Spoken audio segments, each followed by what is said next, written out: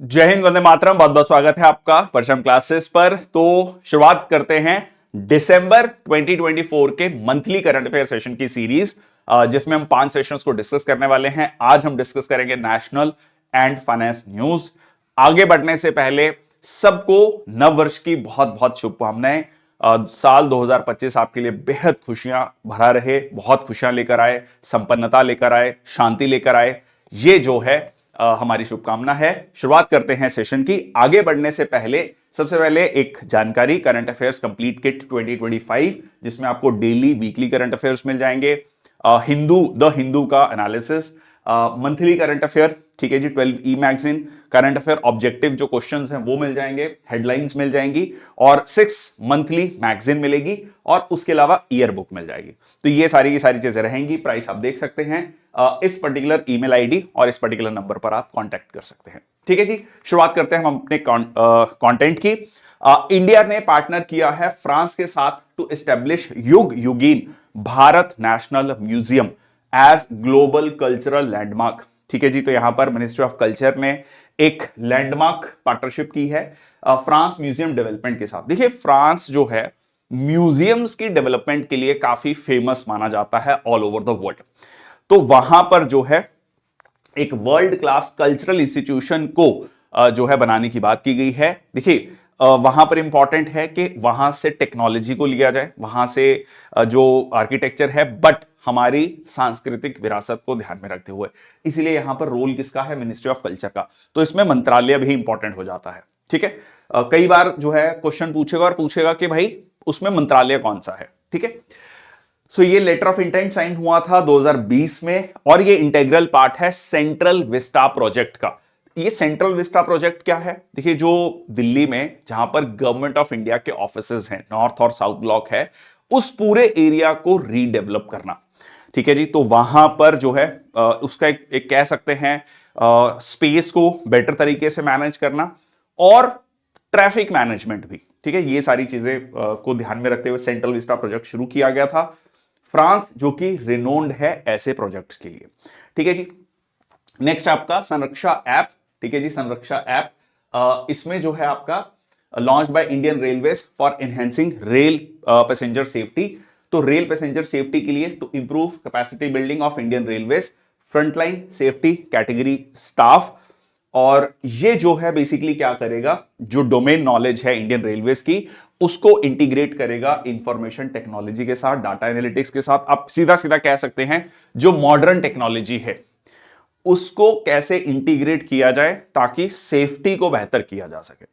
ठीक है, आप कह सकते हैं आर्टिफिशियल इंटेलिजेंस है, डाटा एनालिटिक्स है, potential leveraging of AI in the future, capacity building needs of railway employees. ठीक है, तो संरक्षा, ठीक है, संरक्षा मतलब ठीक है सुरक्षा, संरक्षा। ठीक है, उसमें रेलवे की जो फ्रंटलाइन सेफ्टी कैटेगरी स्टाफ है उसको इंप्रूव करना, उसकी कैपेबिलिटी को इंप्रूव करना। तो यहां पर आप देख सकते हैं, ठीक है, management information system, user certification, ये सारी चीजें हैं। Again the thing is data analytics को, आर्टिफिशियल इंटेलिजेंस को यूज करना। नेक्स्ट आपका अष्ट लक्ष्मी महोत्सव 6 से 8 दिसंबर के बीच में हुआ ये। और देखो, अष्ट लक्ष्मी किसे कहा गया? ठीक है, अष्ट मतलब 8। ठीक है, ये 8 नॉर्थ ईस्टर्न स्टेट जो हैं, ठीक है, 7 नॉर्थ ईस्टर्न स्टेट्स हैं प्लस सिक्किम। सिक्किम को भी हम नॉर्थ ईस्टर्न स्टेट्स में काउंट कर रहे हैं। तो ये जो उत्तर पूर्वी राज्य है उनको लेकर ये वर्ड यूज किया गया, अष्ट लक्ष्मी। ठीक है जी, सो महोत्सव showcasing cultural fabric of north east. तो ये आपका भारत मंडपम न्यू दिल्ली में हुआ। 3 दिन का कल्चरल फेस्टिवल था, celebrated for the first time 6 दिसंबर, 6 से 8 दिसंबर के बीच में। ये आप देख सकते हैं 8 की 8 जो स्टेट्स हैं, और इसमें जो नॉर्थ ईस्टर्न स्टेट्स हैं उनकी textile industry, artisanal crafts, geography, GI जो प्रोडक्ट्स हैं। मकसद क्या है? मकसद सीधा सीधा ये है कि वहां के जो प्रोडक्ट्स हैं, ट्रेडिशनल हैंडीक्राफ्ट प्रोडक्ट्स हैं, टेक्सटाइल्स हैं, उनको किस तरीके से मार्केट प्रोवाइड की जाए, किस तरीके से उनको प्रमोट किया जाए, दैट वाज द आइडिया। और ऑब्वियसली उसके थ्रू नॉर्थ ईस्ट के कल्चर को प्रमोट किया जाए। ठीक है जी, union minister Jyotiraditya Scindia also released mascot for Ashtalakshmi Mahotsav Purvi, a girl, and she is wearing attire that represents the elements of 8 states. ठीक है जी, तो ये भी इंपॉर्टेंट है, ये पूर्वी जो है किसका मैस्केट है। ठीक है, नेक्स्ट आपका prime minister e Vidya DTH channel number 31 for Indian sign languages. ठीक है जी, तो इंडियन साइन लैंग्वेजेस के लिए और जो है ये एक कह लीजिए एक डीटीएच चैनल बनाया गया है। It will disseminate learning content for school children, teachers, teacher educators, other stake holders in career guidance, skill training, mental health, सारी चीजों में जो है कोर्सेज बनाए जाएंगे। देखो इसका ना मोटो क्या है, मोटिव क्या है।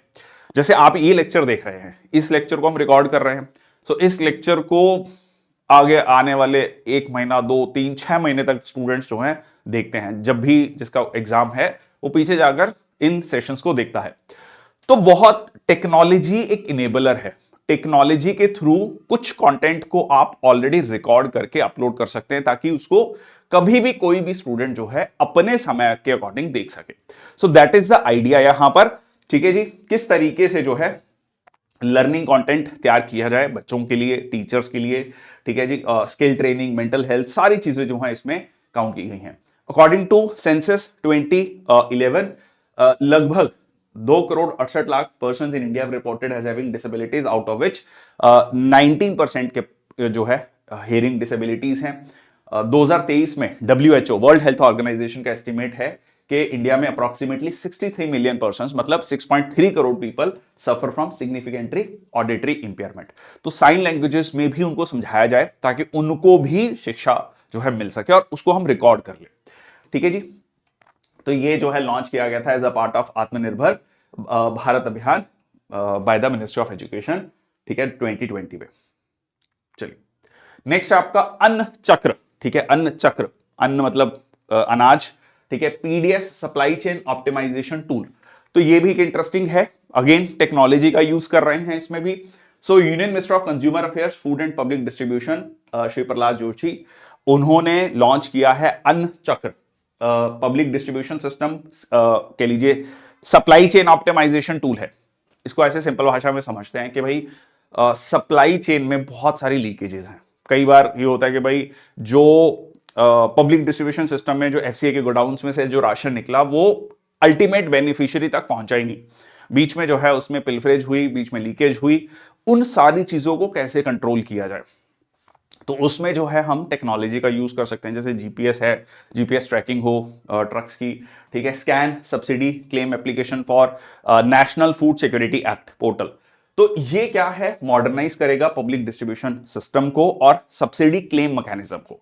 तो इसमें बेसिकली ये भी है, जो भी सब्सिडी क्लेम करना चाहते हैं, ठीक है, उसमें जो है आप टेक्नोलॉजी का यूज कर रहे हैं।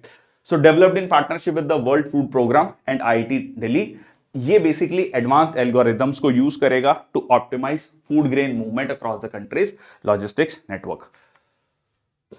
अब इसमें एक और चीज है, देखिए एक चीज अगर आपको याद हो, हमने डिस्कस किया है पीएम गति शक्ति प्लेटफॉर्म। इसके बारे में हम पहले कई सेशंस में, जो प्रीवियस मंथली करंट अफेयर के सेशंस में भी हमने डिस्कस किया है। देखो गति शक्ति का बहुत सिंपल सा मोटो ये है कि ट्रांसपोर्टेशन को कम करना, ट्रांसपोर्टेशन कॉस्ट को कम करना, ट्रांसपोर्टेशन को नहीं, ट्रांसपोर्टेशन कॉस्ट को कम करना। जैसे इंडिया में जो ट्रांसपोर्टेशन कॉस्ट है that is average out to be 13 to 14%। ठीक है, 13 to 14%, which is only around 8% in Europe. ठीक है, अब आपको लग रहा है कि अच्छा 5 से 6% ज्यादा है, क्या फर्क पड़ता है? इट इज 50% मोर। आप 8 से यहां पर जाइए तो इट इज दैट मच। और किस तरीके से हम पब्लिक डिस्ट्रीब्यूशन सिस्टम में जो हमारे डिफरेंट कह लीजिए टूल्स हैं उनको यूज कर सकते हैं और ट्रांसपोर्टेशन कॉस्ट को कम कर सकते हैं। ठीक है, सिंगल विंडो सिस्टम है for states to submit and process food subsidy claim, ताकि वर्कफ्लो जो है उसमें ऑटोमेशन आ सके। ठीक है जी, चलो आगे चलते हैं। नेक्स्ट आपका भारतीय वायुयान विधेयक 2024। ठीक है जी, नया बिल जो है जैसा लिखा भी हुआ है 90 साल पुराने कानून को जो है खत्म कर देगा। अब आप सोचो कि पिछले 90 सालों में सिविल एविएशन मतलब जो है वो बहुत ज्यादा ट्रांसफॉर्म हो चुका है। आज के समय पर हम कह सकते हैं कि सिविल एविएशन में डाटा भी ये कहता है कि बहुत बड़े स्तर पर मिडिल क्लास पॉपुलेशन भी ट्रेवल करती है, जो आज से 25-30 साल पहले बहुत एलीट माना जाता था कि भाई मतलब इसमें तो बहुत अमीर लोग ही ट्रेवल करते हैं। वो कहीं ना कहीं आज के समय पर आप कह सकते हैं कि बड़ी मिडिल क्लास पॉपुलेशन अपने काम के लिए और अदर जो पर्पसेस के लिए इसमें ट्रेवल करती है। तो वो जो पुराना कानून है वो आज के समय पर रेलेवेंट नहीं है। So the bill removes redundancies and replace the Aircraft Act 1934। इसको 21 बार अमेंड किया जा चुका है। ये जो है सजेशंस दिए गए इंटरनेशनल सिविल एविएशन ऑर्गेनाइजेशन के द्वारा। मतलब अब एक हो गया ना कि भाई एक्ट जो है उसको अमेंड कितनी बार करोगे, वो फंडामेंटली ही बहुत पुराना हो चुका है, अब नए कानून लाने की जरूरत है। सो द मोस्ट सिग्निफिकेंट चीज is radio telephone operator restricted जो सर्टिफिकेट है, जो लाइसेंस टेस्टिंग जो प्रोसेस है, वो पहले दिया करता था डिपार्टमेंट ऑफ टेलीकम्युनिकेशन। अब वो कौन देगा? डीजीसीए देगा, directorate general of civil aviation. इसका मकसद ये है कि सिंगल विंडो क्लियरेंस हो। आपने बिजनेस में भी हम कई बार बात करते हैं कि सिंगल विंडो क्लियरेंस हो, तो यहां पर भी यही मोटो है कि किस तरीके से सिंगल विंडो क्लियरेंस हो एविएशन पर्सनल के लिए। मतलब जो भी उनको सर्टिफिकेट्स चाहिए उनको डीजीसीए से मिल जाए। ठीक है जी, तो ये है the bill also adds power to regulate the design of aircraft as well as places जहां पर वो डिजाइन होंगे। ये सारी चीजें जो हैं यहां पर मेंशन की गई हैं नए बिल में। ठीक है, तो ये इसको pass by the Rajya Sabha after clearance by the Lok Sabha in August 2024। इसमें जो है 3 authorities, establishment of 3 authorities, Directorate general of civil Aviation, ये हमने अभी डिस्कस किया, जो कि रेगुलेटरी फंक्शंस हैं। कभी भी आप देखेंगे कि अगर मान लीजिए किसी भी जो एयरलाइंस हैं वो किसी भी तरीके की गाइडलाइंस फॉलो नहीं करता, तो डीजीसीए का आप पढ़ेंगे कि डीजीसीए ने इतना फाइन लगाया। ठीक है, तो डीजीसीए का वहां पर रोल आता है। Bureau of civil aviation security, नाम से क्लियर है, सिक्योरिटी। ठीक है, सिक्योरिटी ओवरसाइट। नेक्स्ट आपका aircraft accident investigation bureau, aircraft accident investigations. खासकर अगर आपने रिसेंटली देखा हो पिछले कुछ महीनों से बहुत सारी फ्लाइट्स में फॉक्स कॉल जो है, हॉक्स कॉल्स जो है, मतलब जो कॉल्स जिसमें कहा गया कि भाई इसमें बॉम्ब है, बॉम्ब थ्रेट्स हैं, जो कि बाद में फेक निकलते हैं, उस तरीके की कॉल्स जो हैं आपको देखने को मिली हैं। वहां पर जो है, या फिर ऐसा कोई एक्सीडेंट होता है तो उसकी इन्वेस्टिगेशन को लेकर यह ऑर्गेनाइजेशन सामने आती है।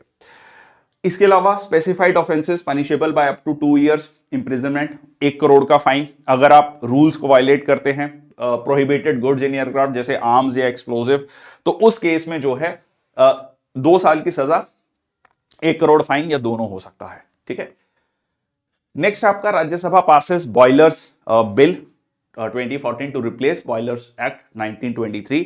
देखिए कई सारे जो बॉयलर्स यूज होते हैं अलग अलग इंडस्ट्रीज में, तो उनकी सेफ्टी को लेकर, उनकी क्लीनिंग को लेकर, जो भी लोग उसमें काम कर रहे हैं उसको लेकर जो है नई गाइडलाइंस इशू हुई, नया कानून आया है। So regulation of boilers, safety of life property from explosion, uniformity in registration, इसको लेकर नया कानून लाया गया है to ensure the safety of people working inside the boiler. ठीक है, apart from repair of the boilers to be undertaken by qualified and competent persons. Important है कि जो क्वालिफाइड लोग हों वही जो है इन बॉयलर्स की सफाई करें, या कह लीजिए इनको मतलब इसकी मेंटेनेंस करें। नेक्स्ट आपका union minister Sarbananda Sonowal introduces coastal shipping bill 2024 इन लोकसभा। इसका मकसद यह है कि किस तरीके से कोस्टल ट्रेड को इंकरेज किया जाए, participation of Indian flag vessel. 2-3 point इसमें पहले डिस्कस कर लेते हैं। देखिए जो कोस्टल शिपिंग है, इनलैंड शिपिंग, कोस्टल शिपिंग, इसको ज्यादा बढ़ावा देने की बात की जा रही है। इसका एक बहुत 2-3 कारण, मुख्य कारण ये हैं। एक तो ये सबसे ज्यादा इन्वायरमेंट फ्रेंडली है vis-à-vis rail, road, by air. पानी के थ्रू जब भी ट्रेवल होता है उसमें carbon emissions, green house gas emission सबसे कम होती हैं, और सबसे जो है कॉस्ट फ्रेंडली है। सबसे कम खर्चा जो है, अगर हम देखें कि पर किलोमीटर 1 टन अगर आपको सामान जो है ढोकर लेके जाना है एक जगह से दूसरी जगह, तो ये सबसे ज्यादा कह लीजिए ईंधन की जो खपत है वो सबसे कम जो है, सॉरी, वो होती है आपकी शिप्स के थ्रू। तो ये 2 बड़े बेनिफिट हैं भाई, आपका पैसा भी बच रहा है, एनवायरमेंट फ्रेंडली भी है, like a win win situation. और उसमें जो है भारत सरकार ये चाहती है कि इंडिया मेड वेसल्स जो हैं ज्यादा प्रमोशन मिले। उससे क्या होगा? शिप बिल्डिंग इंडस्ट्री को बेनिफिट होगा। शिप बिल्डिंग इंडस्ट्री को बेनिफिट होगा तो जो उसमें काम करने वाले लोग हैं उनको रोजगार मिलेगा, जो वो कंपनीज होंगी उनको बेनिफिट होगा, सरकार, अगेन विन विन सिचुएशन। ठीक है, तो यहां पर participation of Indian flagged vessels owned and operated by Indian citizens for national security and commercial needs, ये इंट्रोड्यूस किया गया लोकसभा में। जैसे मैंने आपको बताया, डोमेस्टिक मैरीटाइम कंपनीज को बढ़ावा देना, to participate in coastal shipping. Again the Atmanirbhar Bharat की जो हम बात करते हैं उसी कंटेक्स्ट में आप इस न्यूज को भी देख सकते हैं। ठीक है, तो इंडियन फ्लैग शिप्स जो होंगी कोस्टल ट्रेड में विद इन द कंट्री, उनको लाइसेंस नहीं चाहिए। अगर मान लीजिए मुंबई से आप कोच्चि जा रहे हैं, ठीक है, internal with in country he trade कर रहे हैं, तो आपको लाइसेंस की जरूरत नहीं है। फॉरेन फ्लैग्ड वंस हैं उनको जो है डीजी शिपिंग से लाइसेंस लेना पड़ेगा। इसके अलावा ठीक है जी, इंपावर किया गया है डायरेक्टर जनरल ऑफ शिपिंग को कि वो लाइसेंस इशू करे। ठीक है, जो भी कंसीडरेशन है, जो भी फैक्टर्स हैं, उनको ध्यान में रखते हुए, खासकर क्रू की सिटीजनशिप क्या है, ठीक है, बिल्डिंग रिक्वायरमेंट्स ऑफ वेसल्स, मतलब वो कहां पर बना है, वो वेसल कहां पर बना है, जो भी मोटर वेसल है वो कहां पर बना है। तो अगेन जो ऑलरेडी मैंने आपको आइडिया दे दिया कि जॉब्स क्रिएट हो भारत में। ठीक है, ओके, सो इसमें यह भी प्रपोज किया गया कि सेंटर जो है 2 साल के अंदर अंदर from the date of commencement of this act जो है national coastal and inland shipping strategic plan भी लेकर आएगा कि हमारा क्या प्लान है कोस्टल शिपिंग को कैसे बढ़ावा देना है। अगर हम एंशिएंट इवन मेडिवल टाइम्स की बात करें तो उसमें जो शिपिंग है वो हमारा काफी स्ट्रॉन्ग एरिया माना जाता था। ठीक है, हमारे मतलब इकोनॉमी में एक बहुत बड़ा रोल प्ले करता है शिपिंग। तो ये जो है greater coordination with inland waterways authority also. इसमें पेनल्टीज जो है have also been proposed, like 1 lakh से 15 लाख के बीच में depending upon the quantum of offence, 6 महीने की इंप्रिजनमेंट। अगेन ऑब्वियसली अगर आप मिस इंफॉर्मेशन है, लाइसेंसिंग नॉर्म्स की जो है अवहेलना कर रहे हैं, ठीक है जी, और otherwise coastal maritime sector in India lakhs uniformity, that is the problem. ठीक है, ये एक कह सकते हैं कि जो ये लाया जा रहा है, कानून लाया जा रहा है, इसकी एक बहुत बड़ी जरूरत यह है कि कोस्टल मैरीटाइम सेक्टर जो है उसमें यूनिफॉर्मिटी नहीं है। नॉन मैकेनाइज्ड जो वेसल्स हैं, उदाहरण के लिए जो नॉन मैकेनाइज्ड वेसल्स हैं, मतलब जो मतलब जिसमें मशीन नहीं है, उस वो गवर्न होते हैं coastal wasting act, costing vessel act 1838 के तहत, और जो मैकेनाइज्ड वेसल्स हैं वो आते हैं मर्चेंट शिपिंग एक्ट 1958। तो ये सारी कंफ्यूजन को दूर करने के लिए ये लाया गया है। नेक्स्ट आपका high risk category package drinking water, बहुत बड़ी न्यूज है ये वाली न्यूज। तो I sincerely request all of you जो भी इस सेशन को देख रहे होंगे, प्लीज अपने फैमिली मेंबर्स के साथ जरूर शेयर कीजिएगा। मतलब इट इज लाइक कहते हैं ना पब्लिक वार्निंग ऑल्सो, क्योंकि हम बहुत रेगुलरली जब भी मार्केट जाते हैं, पानी खत्म हो गया तो पानी की बोतल उठाकर पीते, मतलब मार्केट से खरीद कर पीते हैं, और ये जो है एक अपने आप में एक बहुत बड़ी वार्निंग है। देखो अब क्या कहा गया है, food safety standard authority of India के द्वारा, ये पहले भी चर्चा हुई है, अब ये एक तरीके से ऑफिशियल किया है। So packaged mineral drinking water in high risk food category, क्योंकि माइक्रोप्लास्टिक्स, ठीक है, वो जो प्लास्टिक की क्वालिटी है जो बॉटल हम खरीदते हैं वो बहुत अच्छी नहीं है, और उसकी वजह से धीरे धीरे मतलब कह लीजिए ह्यूमन बींग्स में माइक्रोप्लास्टिक्स बढ़ता जा रहा है। रीसेंट स्टडीज कुछ ये भी कहती हैं कि इवन जो मदर फीड है, जो कह लीजिए बच्चों को मां दूध पिला रही है, उसमें तक जो है माइक्रोप्लास्टिक्स भी मिला है। तो आप ये सोच के चलिए कि किस लेवल पर माइक्रोप्लास्टिक्स हमारी बॉडी में एक्यूमुलेट होना शुरू हो चुका है। ठीक है, that is a big cause of concern. So manufacturers, processors of packaged drinking and mineral water must now pass mandatory inspections before obtaining a license registration। ठीक है जी, तो ये बहुत इंपॉर्टेंट है, ये क्लियरली कह दिया गया है कि आपको जो है मैंडेटरी इंस्पेक्शन करवानी पड़ेगी before licence and registration. Next आपका 9th edition of International Conference on Waste to Worth Technologies. Again important is environment friendly technologies, जिसमें वेस्ट से हम कैसे वेल्थ को जनरेट कर सकते हैं। So organised by Confederation of Indian Industry focus on sustainable waste management practices. मकसद यही है कि इस तरीके की टेक्नोलॉजी बनाई जाए for future ready and sustainable growth environments. ठीक है, सर्कुलर इकोनॉमी, ठीक है, सर्कुलर इकोनॉमी में एक टर्म आता है 3R, ठीक है, रिड्यूस, रीयूज, रिसाइकिल। रिड्यूस, आप अपना जो कंजम्पशन है थोड़ा कम करें, रीयूज करें, बहुत सारी चीजें जो हैं आप रीयूज कर सकते हैं, और रिसाइकिल, ठीक है, और रिसाइकिल करें कुछ और चीज, मतलब जो चीजें रिसाइकिल हो सकती हैं उनको, उन प्रोडक्ट्स को ज्यादा यूज करें। नेक्स्ट आपका new Pamban bridge, India first vertical lift railway sea bridge जो है, उसमें कुछ खामियां पाई गई हैं। ठीक है जी। Constructed by Rail Vikas Nigam Limited, जो कि एक पीएसयू है। It is 2.05 kilometre long bridge with a unique 72 metre vertical lift span, one of its kind in the country. ये जो है क्लियर किया गया है कमीशन ऑफ रेलवे सेफ्टी के द्वारा। इसके जो ऑपरेशन है it is cleared bye operation for by commissioner of railway safety. But यहां पर जो कमीशन ऑफ रेलवे सेफ्टी है, उन्होंने कहा है कि मल्टीपल वायलेशंस हुए हैं for not following the standard design of RDSO. ठीक है जी। तो यहां पर जो है रेलवे डिजाइन सेफ्टी जो है उसको आपने फॉलो नहीं किया है। ठीक है। यहां पर रेलवे बोर्ड ने क्या करा है, एक 5 मेंबर कमेटी बनाई है इसको इन्वेस्टिगेट करने के लिए। तो ये एक बड़ा मुद्दा है। क्यों? क्योंकि ये 2.05 किलोमीटर ब्रिज के लिए कितना खर्चा हुआ है देखते हैं। ठीक है। यहां पर खर्चा हुआ है आपका,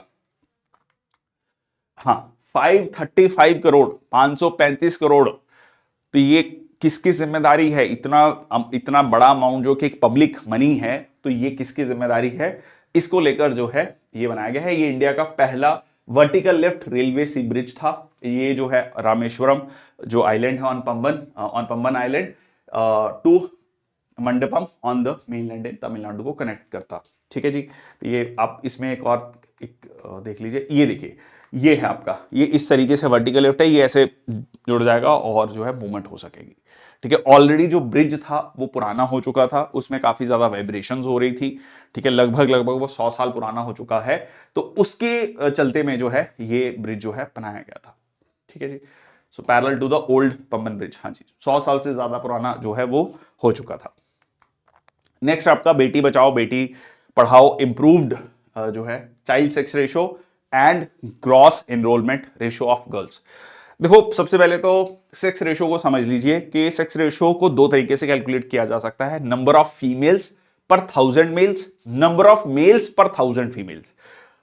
दुनिया के अलग अलग देशों में ये 2 कैटेगरीज में यूज होता है। हम भारत में क्या यूज करते हैं? नंबर ऑफ फीमेल्स पर 1000 मेल्स। ठीक है जी।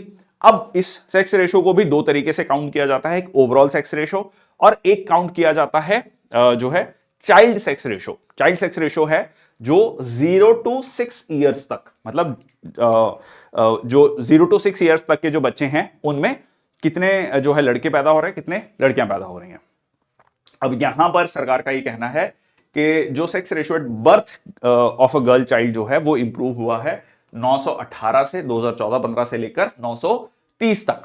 मतलब जो है 2023-24 लगभग 10 सालों में 918 से लेकर 930 तक पहुंच गया है। और जो ग्रॉस एनरोलमेंट रेशियो है वो जो है इंप्रूव हुआ है 75% से 79.4% तक।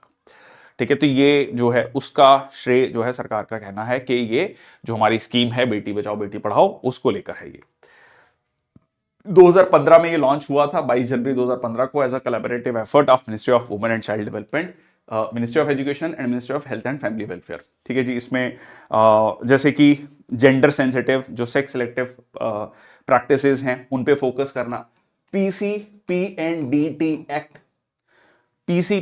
Act, pre conception pre natal diagnostic test, जिसमें जो है जब गर्भ में ही बच्चे का लिंग जानने की जो कोशिश लोग करते हैं वो एक दंडनीय अपराध है, उसको स्ट्रिक्टली इंप्लीमेंट किया जाए। ये सारी चीजें जो थी, ऑब्वियसली एजुकेशन पे फोकस किया जाए। इसमें जो गवर्नमेंट ऑफ वेस्ट बंगाल है वो जो है इसको बेटी बचाओ बेटी पढ़ाओ को मतलब ऑफिशियली इसको इंप्लीमेंट वो नहीं कर रही है। So department of consumer affairs ने जो है government launches unified legal metrological portal, जिसका नाम रखा गया है ई माप। अब ये लीगल मेट्रोलॉजी क्या होता है? देखो, लीगल मेट्रोलॉजी को सिंपल भाषा में समझते हैं। आप कहते हैं कि जी ये 1 किलो मैं चावल लेकर आया या 1 किलो आटा लेकर आया, तो ये 1 किलो जो वो है वो किसने स्टैंडर्डाइज किया कि ये 1 किलो ही है। ठीक है। कोई ना कोई अथॉरिटी होनी चाहिए, कोई लीगल रेगुलेशन होना चाहिए उसका। या आप कहते हैं जी ये 1 लीटर है, ठीक है, या ये 1 टन है, ठीक है, या आप कहते हैं 1 बैरल क्रूड ऑयल है। तो ये जो स्टैंडर्डाइजेशन है इसको लेकर, ताकि obviously manufacturers as a public हमें पता हो, ठीक है, स्टैंडर्डाइजेशन हो, लीगल तरीके से, वो जो है यहां पर काम होता है। तो यहां पर उन्होंने क्या किया है, जितने भी स्टेट पोर्टल थे उनको एक जगह कंसोलिडेट किया है as a national legal metrological portal. और यहां पर जो भी मतलब उसको लेकर मापदंड थे उसको एक पोर्टल बना दिया गया है। ठीक है, सो ये एक ट्रांसपेरेंट लीगल मेट्रोलॉजिकल सिस्टम होगा। जो भी मैन्युफैक्चरर्स हैं उनको सर्टिफिकेट्स जो मिलने हैं वो इजी एक्सेस हो जाएगा। Promoting awareness of rights and responsibilities, as a consumer हमें पता हो भाई हमारी राइट्स रिस्पॉन्सिबिलिटीज क्या हैं। तो ये बेसिकली जो इशूइंग, जो लाइसेंसेस इशू करने हैं, रिन्यू करने हैं, ठीक है, और इसके अलावा verification and stamping of weighing and measuring instruments, ये सारे काम जो है क्या हो जाएंगे, सिंप्लीफाई हो जाएंगे। ठीक है, तो यहां पर जो है ई माप, माप मतलब मेजरमेंट, तो इससे याद रखना measurement, measurement Department of consumer Affairs कर रहा है। ठीक है जी। So need for stakeholders to register on multiple state portals, तो उनको दिक्कत क्या आती थी कि आप मान लीजिए आपको बहुत सारे स्टेट पोर्टल्स पे इसको आपको रजिस्टर करना पड़ता था, अब एक ही नेशनल पोर्टल होगा। ठीक है, ease of doing business. Next आपका she STEM 2024 celebrated youth led innovation for sustainable future, जहां पर भी आप ये स्टेम शब्द को देखते हैं, ठीक है जी, ये वो बायोलॉजी में जो हम स्टेम पढ़ते हैं वो नहीं है, ये स्टेम है science technology engineering mathematics, short form है science technology engineering mathematics. She मतलब महिलाओं की बात हो रही है, तो किस तरीके से बच्चियों को, महिलाओं को जो है साइंस टेक्नोलॉजी इंजीनियरिंग मैथमेटिक्स वाली फील्ड में ज्यादा प्रोत्साहित किया जाए। अगर आप इंजीनियरिंग कॉलेजेस की बात करें या साइंस की फील्ड की इन जनरल बात करें, तो जो नंबर है गर्ल स्टूडेंट्स का वो अभी भी कम है कंपैरेटिवली। ठीक है, so young innovators from across the country presented their solutions for energy storage and sustainability. ठीक है जी, एट शी स्टेम, जो कि एनुअल इवेंट है, ऑर्गेनाइज किया जाता है Atal Innovation Mission Office of Science and Innovation के द्वारा। ठीक है, अब ये सेलिब्रेट करता है contributions of women in STEM और इंकरेज करता है यंग माइंड्स को, ठीक है, कि वो करियर्स इन साइंस को परस्यू करें। ठीक है जी, तो यहां पर स्टूडेंट जो है छठी क्लास से लेकर 12वीं क्लास तक अक्रॉस इंडिया, और battery technology, energy storage systems को किस तरीके से मतलब इनोवेटिव आइडियाज उसके लोग लेकर आए। नेक्स्ट आपका नीति आयोग ने लॉन्च किया trade watch quarterly publication. Vice chairperson of NITI Aayog Suman berry, सबसे पहले तो यही अपने आप एक इंपॉर्टेंट फैक्ट है जो पूछा जा सकता है। तो उन्होंने इंडिया के ट्रेड स्टैटिस्टिक्स को लेकर first quarter April to June, अब यहां पर एक जो है कहा गया कि हॉलिस्टिक स्नैपशॉट मिले इंडिया की ट्रेड पोजीशन को लेकर। तो वो भारत ये चाहता है कि हम अपने एक्सपोर्ट्स को बढ़ावा दें और इंपोर्ट धीरे धीरे कम करें, ट्रेड सरप्लस बने, जो कि आज के समय पर हम अगर हम overall trade in goods and services की बात करते हैं तो हम अभी भी डेफिसिट हैं। तो वो कैसे जो है बढ़ावा दिया जाए। अब हमें कैसे पता लगेगा कि दुनिया भर में डिमांड एंड सप्लाई क्या चल रहा है, वो पर्सपेक्टिव्स क्या हैं, सेक्टर्स, अलग अलग सेक्टर्स की परफॉर्मेंस क्या है, insights into emerging trade opportunities, ये सारी जो है इसको लेकर जो है ये तैयार किया गया है ट्रेड स्टैटिस्टिक्स। ठीक है, ट्रेड वॉच क्वार्टरली पब्लिकेशन। तो टोटल ट्रेड जो है stood at $576 billion, registering a 5.4% growth. ठीक है, साल दर साल जो है ये जो ग्रोथ देखी गई है, ठीक है, 5.4% की। नेक्स्ट आपका nation wide 100 day TB tuberculosis eradication campaign launch. ये लॉन्च किया गया आपका union health minister JP Nadda के द्वारा from Panchkula of Haryana, Panchkula district of Haryana. अब इसमें क्या है कि 347 डिस्ट्रिक्ट्स एंड 33 स्टेट्स में इंप्लीमेंट किया जाएगा, जहां पर ये इसका प्रेवलेंस ज्यादा है। एक प्रोग्राम लॉन्च किया गया था सरकार के द्वारा, टीबी हारेगा देश जीतेगा, और भी पुरानी सरकारों ने भी इनको लेकर प्रोग्राम लॉन्च किए हैं, पर बहुत ज्यादा सक्सेस हमें इसमें नहीं मिली है। ठीक है, ये एक चिंता का विषय है। The rate of decline of tuberculosis incidence in India has doubled जो है since 2015 ahead of the global average. ये एक पॉजिटिव साइन है, बट ओवरऑल नंबर्स अभी भी काफी ज्यादा हैं। तो उसको लेकर जो है एक टारगेट है कि भी हमें 2030 तक जो है इंडिया को टीबी फ्री करना है, India TB free before achieving the sustainable development goals. तो इसमें 4 टीज पे फोकस किया जाएगा, test, track, treat and technology. ठीक है, ताकि हम टीबी को ट्रीट कर सके। हाँ, इसमें थीम क्या रखा गया है? Yes, we can end TB. Next आपका Kendriya Vidyalaya cabinet note to opening of 85 new Kendriya Vidyalaya and 28 new Navodaya Vidyalaya. अब जो केवीज का मूल रूप से मतलब कह लीजिए लाने का मकसद यही था कि जो सेंट्रल गवर्नमेंट के एम्प्लॉइज हैं या वो एम्प्लॉइज जिनकी काफी ट्रांसफर होती हैं, उनके बच्चे जो है एक एक जो है केवीज में पढ़ सकें, क्योंकि उनमें स्टैंडर्डाइज्ड करिकुलम जो है फॉलो होता है। सो तो 3 केवीज हैं आपका जो अब्रॉड में है, एक मॉस्को, काठमांडू एंड तेहरान। ठीक है, ये भी क्वेश्चन एक किसी ना किसी एग्जाम में पूछा जा सकता है, इंटरेस्टिंग क्वेश्चन बनता है इसमें। एंड क्योंकि मॉस्को एक ऐसी जगह है जनरली कोई नहीं सोच पाएगा कि मॉस्को में होगा। ठीक है, तो इसमें हो सकता है कि 4 ऑप्शन दे दे। ठीक है, एक दे दे न्यूयॉर्क, मॉस्को, काठमांडू, तेहरान। ठीक है, चलिए, Kendriya Vidyalaya are primarily open to cater the educational needs of wards, जो कि ट्रांसफरेबल नॉन ट्रांसफरेबल एम्प्लॉइज है सेंट्रल गवर्नमेंट के, defence, specially defence and paramilitary forces जिनकी काफी ज्यादा ट्रांसफर होती है। KVs are affiliated to CBSE और sorry Navodaya Vidyalaya are affiliated to CBSE और फ्री रेजिडेंशियल जो है वो क्वालिटी एजुकेशन प्रोवाइड करते हैं टू टैलेंटेड चिल्ड्रन जो रूरल एरिया से स्पेशली आते हैं, 6ठी क्लास से लेकर 12वीं क्लास तक। ठीक है, rural area targeting social and economically backward students. काफी अच्छा कह लीजिए स्टैंडर्ड ऑफ एजुकेशन माना जाता है इसमें। नेक्स्ट आपका grand finale of smart India hackathon 2024। तो यहां पर जो है software edition and hardware edition, यहां पर आप देख सकते हैं 11 से 12 दिसंबर, हार्डवेयर एडिशन 11 से 15 दिसंबर। तो ये जो है आपका नेशन वाइड इनिशिएटिव लिया गया जिसमें कि जो ब्राइटेस्ट माइंड्स हैं वो साथ में आए for developing innovative solution to critical issues. तो इस बार जो है 30 टीमों ने कह लीजिए टीम्स ने पार्टिसिपेट किया for the grand finale.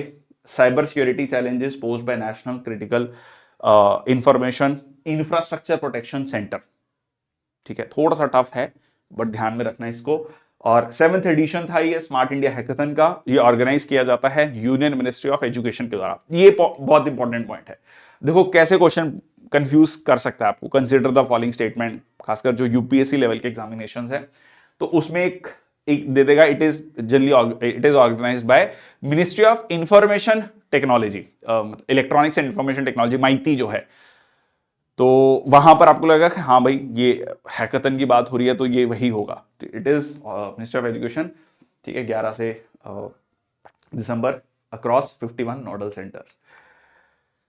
Next आपका India internet governance forum 2024 innovating India internet governance for India. तो इंडिया के केस में अगर हम पिछले 10 सालों का या उससे भी पहले का अगर एक इंपॉर्टेंट एस्पेक्ट देखें तो टेक्नोलॉजी को हमने बहुत तेजी से अपनाया है। ठीक है, बहुत सारे दुनिया भर के आप आर्टिकल्स पढ़ेंगे ना, जब लाइक टेक्नोलॉजी काफी पुश किया जा रहा था इंडिया में डिजिटल गवर्नेंस, तो बहुत सारे दुनिया के देश जो है उनको लग रहा था कि यार इनको मतलब ये कहाँ इनको पता है कि स्मार्टफोन और ये टेक्नोलॉजी यूपीआई जब आया। बट इंडिया ने उन सारी एक्सपेक्टेशंस को मतलब कहते हैं ना दरकिनार करते हुए बहुत ज्यादा एग्रेसिवली इसको अपनाया है। तो यहां पर जो है इसी चीज को लेकर ये आपका इंडिया इंटरनेट गवर्नेंस फोरम हुआ। ठीक है, 9-10 दिसंबर भारत मंडपम में। और secure inclusive sustainable digital ecosystem कैसे क्रिएट किया जाए, सो सपोर्ट किया गया ministry of electronics and information technology के द्वारा and national internet exchange of India. Theme क्या है? Innovating internet governance for India. ठीक है, किस तरीके से हम इंटरनेट गवर्नेंस को भारत में लेकर आए, क्या इनोवेटिव सॉल्यूशन हो सकते हैं, क्या नवाचार नई चीजें हम इसमें ला सकते हैं। ठीक है जी, तो ये है dialogue on public policy issues. ठीक है, स्टैब्लिश किया गया था 2021 में। देश में पहली बार राज्यसभा चेयरपर्सन के खिलाफ जो है नो कॉन्फिडेंस मोशन लाया गया है। ये वो सरकार के खिलाफ वाला नो कॉन्फिडेंस मोशन नहीं है जो कि सिर्फ लोकसभा में लाया जा सकता है। ये बेसिकली कह सकते हैं रिमूवल प्रोसेस के लिए राज्यसभा के जो चेयरपर्सन है that is vice president of India. Vice president of India is the ex officio chairperson of Rajya Sabha. ये एक्स ऑफिशियो क्या होता है? पदेन सभापति, मतलब जो भी उपराष्ट्रपति होगा वो ऑटोमेटिकली चेयरपर्सन ऑफ राज्यसभा हो जाएंगे। ठीक है, राज्यसभा के सभापति हो जाएंगे। अब जो है इसके लिए कोई रीजन देने की जरूरत नहीं पड़ती है। ठीक है। सो अब यहां पर उन पे ये आरोप है कि वो पक्षपात कर रहे हैं, या मतलब कह लीजिए कहीं ना कहीं रूलिंग पार्टी को सपोर्ट करते हैं, ठीक है, उनके कंडक्ट में, मतलब वो न्यूट्रल तरीके से सदन को नहीं चला रहे हैं, ऐसा ओपोजिशन का आरोप था। और यहां पर ओपोजिशन पार्टीज ने डिसाइड किया to move a notice under article 67B of the constitution, जिसमें 65 सिग्नेचर्स थे। मतलब इसमें एक्चुअली लिखा गया है कि राज्यसभा में इनिशिएट किया जा सकता है राज्यसभा चेयरपर्सन या वाइस प्रेसिडेंट ऑफ इंडिया को हटाने के लिए, जिसमें मिनिमम 50 जो राज्यसभा के मेंबर्स होंगे वो लिखित में देंगे। 14 दिन का नोटिस दिया जाएगा, उसके बाद जो है ये अप्रूव किया जाएगा राज्यसभा के द्वारा। अब यहां पर बड़ा इंटरेस्टिंग है ये, क्योंकि चर्चा में था तो एग्जाम के लिए इंपॉर्टेंट हो जाता है। इसमें जो है दो तरीके की मेजॉरिटी है। राज्यसभा में इफेक्टिव मेजॉरिटी से पास होगा, और उसके बाद जब अगर मान लीजिए राज्यसभा पास कर देता है तो लोकसभा में सिंपल मेजॉरिटी से होगा। मैंने यहां पर दो टर्म यूज किए, इफेक्टिव मेजॉरिटी और एक है सिंपल मेजॉरिटी। इफेक्टिव मेजॉरिटी क्या होता है? देखिए, इफेक्टिव मेजॉरिटी होता है कि जितना नंबर है total strength of the house minus vacancies. Vacancies मतलब किसी भी कारणवश हो सकता है, मान लीजिए किसी ने त्यागपत्र दे दिया अपनी सदस्यता से, या किसी का आकस्मिक देहांत हो गया है, तो वो सारी चीजें जो हैं, मतलब वो वैकेंसीज को हटा दिया जाएगा। फॉर एग्जांपल मान लीजिए 245 मेंबर्स हैं, 10 वैकेंसीज हैं, तो कितना बचा? 235। अब इसका हाफ ऑफ द स्ट्रेंथ, ठीक है, तो अब ये मान लीजिए अब इसका हाफ कर लीजिए, तो ये कितना हो जाएगा आपका जो है 118, ठीक है जी। तो 118 मेंबर जो है इसको पास करेंगे, तो इसमें जो है half of the effective strength of the house, half of the effective strength of the house. उसके बाद जो है किस में जाएगा? लोकसभा में। लोकसभा में सिंपल मेजॉरिटी है। सिंपल मेजॉरिटी मतलब half of the present and voting, ठीक है, कितने प्रेजेंट है और कितने वोट कर रहे हैं उसका हाफ। मान लीजिए 543 मेंबर्स हैं, ठीक है जी। जब उसमें प्रेजेंट कितने हैं? मान लीजिए 500 हैं, ठीक है।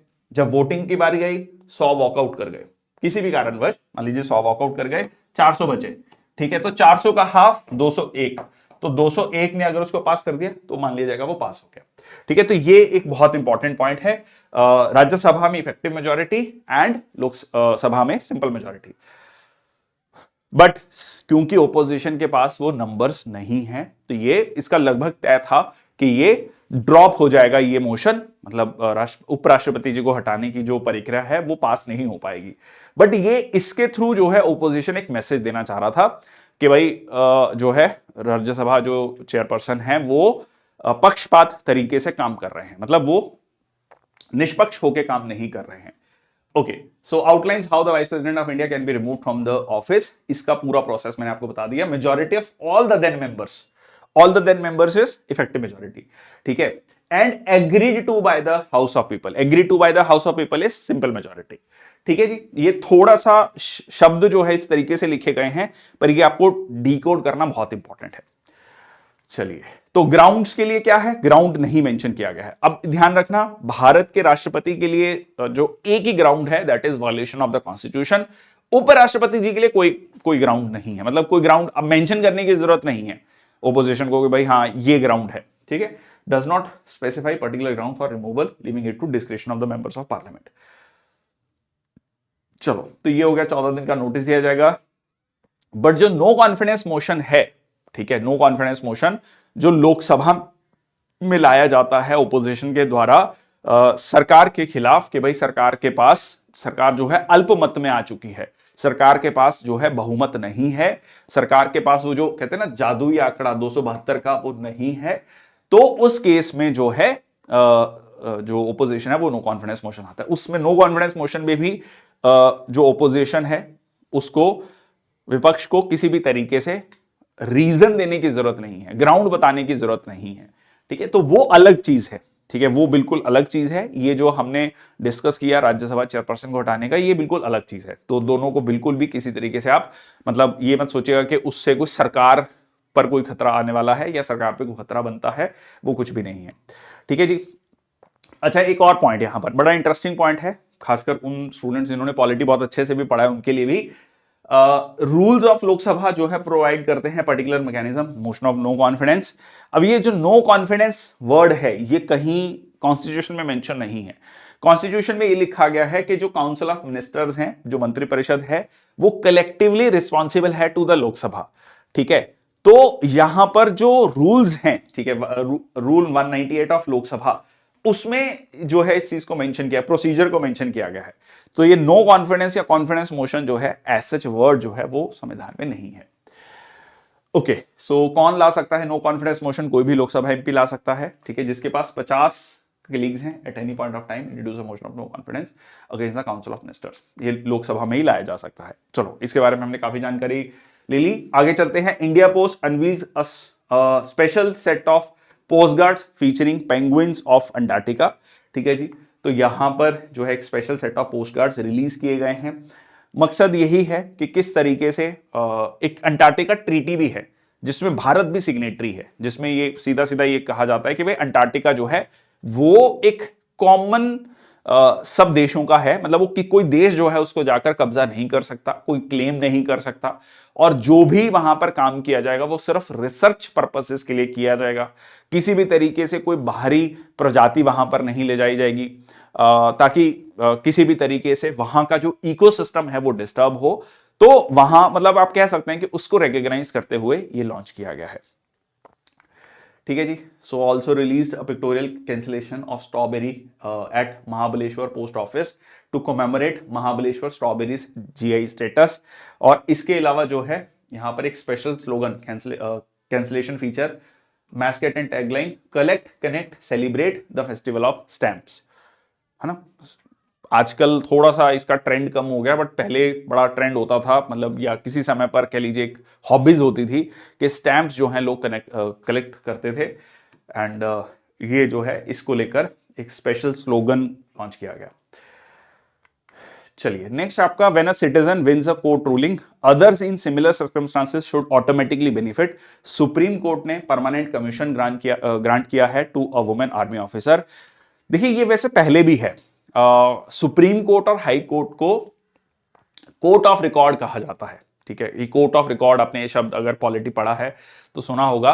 बेसिकली क्या है कि सुप्रीम कोर्ट की जो जजमेंट है या इवन हाई कोर्ट्स की जो जजमेंट है वो आप कोर्ट कर सकते हैं जब भी मान लीजिए कोई केस फर्दर फाइल होता है कि भाई ये केस फलानी हाई कोर्ट ने या सुप्रीम कोर्ट ने जो है डिसाइड किया था, सिमिलर सर्कमस्टांसेस थे और ये डिसीजन लिया गया था, तो इस मतलब केस में भी यही डिसीजन दिया जाए, ठीक, उसको आप अपने आर्ग्यूमेंट में अपने फेवर में रख सकते हैं। अब यहां पर हुआ क्या है कि एक जो वुमेन आर्मी ऑफिसर है, ऑलरेडी सुप्रीम कोर्ट इसको लेकर क्लियर डायरेक्शंस दे चुकी है। स्टिल एक वुमेन आर्मी ऑफिसर को प्रमोशन के लिए जो बेनिफिट मिलना चाहिए था वो नहीं दिया गया, तो यहां पर वो उनको दिया गया है। वो लेफ्टिनेंट कर्नल थी इन आर्मी डेंटल कोर में, आगरा में, challenging January 2022 order of armed forces tribunal, regional bench Lucknow. इसमें क्या हुआ है, उनको एक रिलीफ मिला है by the supreme court, granted her permanent commission saying she was wrongly excluded from consideration। जबकि बाकी जो सिमिलरली प्लेस्ड ऑफिसर्स हैं उनको जो है ये बेनिफिट दिया गया, जब उनको मिला है तो इनको भी मिलना चाहिए, और ये हमने रूलिंग पहले दे दी है तो इसलिए उस रूलिंग का ध्यान रखा जाए। ठीक है जी, तो यहां पर bench of justice B R Gavai and K Viswanathan bye illustrating, उन्होंने इस चीज को कहा कि conditions of service, job prerequisites would be the last in the minds of valiant Indian soldiers. तो कुल मिला के कह सकते हैं वुमेन आर्मी ऑफिसर के प्रमोशन एस्पेक्ट को जो है यहां पर सपोर्ट किया है सुप्रीम कोर्ट की जजमेंट ने, और उन्होंने पहली अपनी जजमेंट को भी कोट किया। नेक्स्ट आपका, Google partners with NCERT to launch YouTube channel in 29 Indian languages. Interesting है ये भी। ठीक है जी, तो यहां पर एनसीईआरटी ने टाई अप किया है गूगल के साथ। ठीक है, एक प्राइवेट कंपनी है, यूएस बेस्ड कंपनी है, और यहां पर एक गवर्नमेंट ऑर्गेनाइजेशन ने उनके साथ टाई अप किया है। तो यहां पर क्या होगा, YouTube channel tailor to students from the grade 1 to 12, और जो है गूगल पार्टनरशिप करेगी national programme on technology enhanced learning. ठीक है, आप बहुत सारे यूट्यूब चैनल देखते हैं, ये भी यूट्यूब चैनल है, और मतलब एक कोर्सेज को लॉन्च किया जाएगा एक तरीके से। ठीक है जी, और courses YouTube channel to obtain सब, और जो भी कह लीजिए इसके थ्रू कोर्सेज करेगा उसको एक सर्टिफिकेशन भी दिया जाएगा।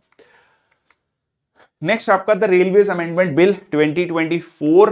तो यहां पर जो है amendment primarily grant statutory powers to railway board, बहुत इंपॉर्टेंट। रेलवे बोर्ड के पास ना स्टैट्यूटरी, रेलवे बोर्ड क्या है, बेसिकली जो इंडियन रेलवेज को लेकर जो सीनियर रेलवे ऑफिसर्स अपॉइंट किए जाते हैं भारत सरकार के द्वारा रेलवे बोर्ड में, वो ब्रॉडली रेलवेज को लेकर सारे जो इंपॉर्टेंट पॉलिसी डिसीजंस है वो लेते हैं। अब इनके पास कोई स्टैट्यूटरी बैकिंग नहीं थी। स्टैट्यूटरी बैकिंग का मतलब कोई कानूनी कह लीजिए उनके पास बैकिंग नहीं थी, ठीक है। तो वो यहां पर इसको देने की कोशिश की गई है। Provision in the erstwhile colonial era Indian railways board act propose to be incorporated in the Indian railways act 1989 through this bill. ये सिंप्लीफाई कर देगा लीगल फ्रेमवर्क को और reduces the need to refer to the two laws.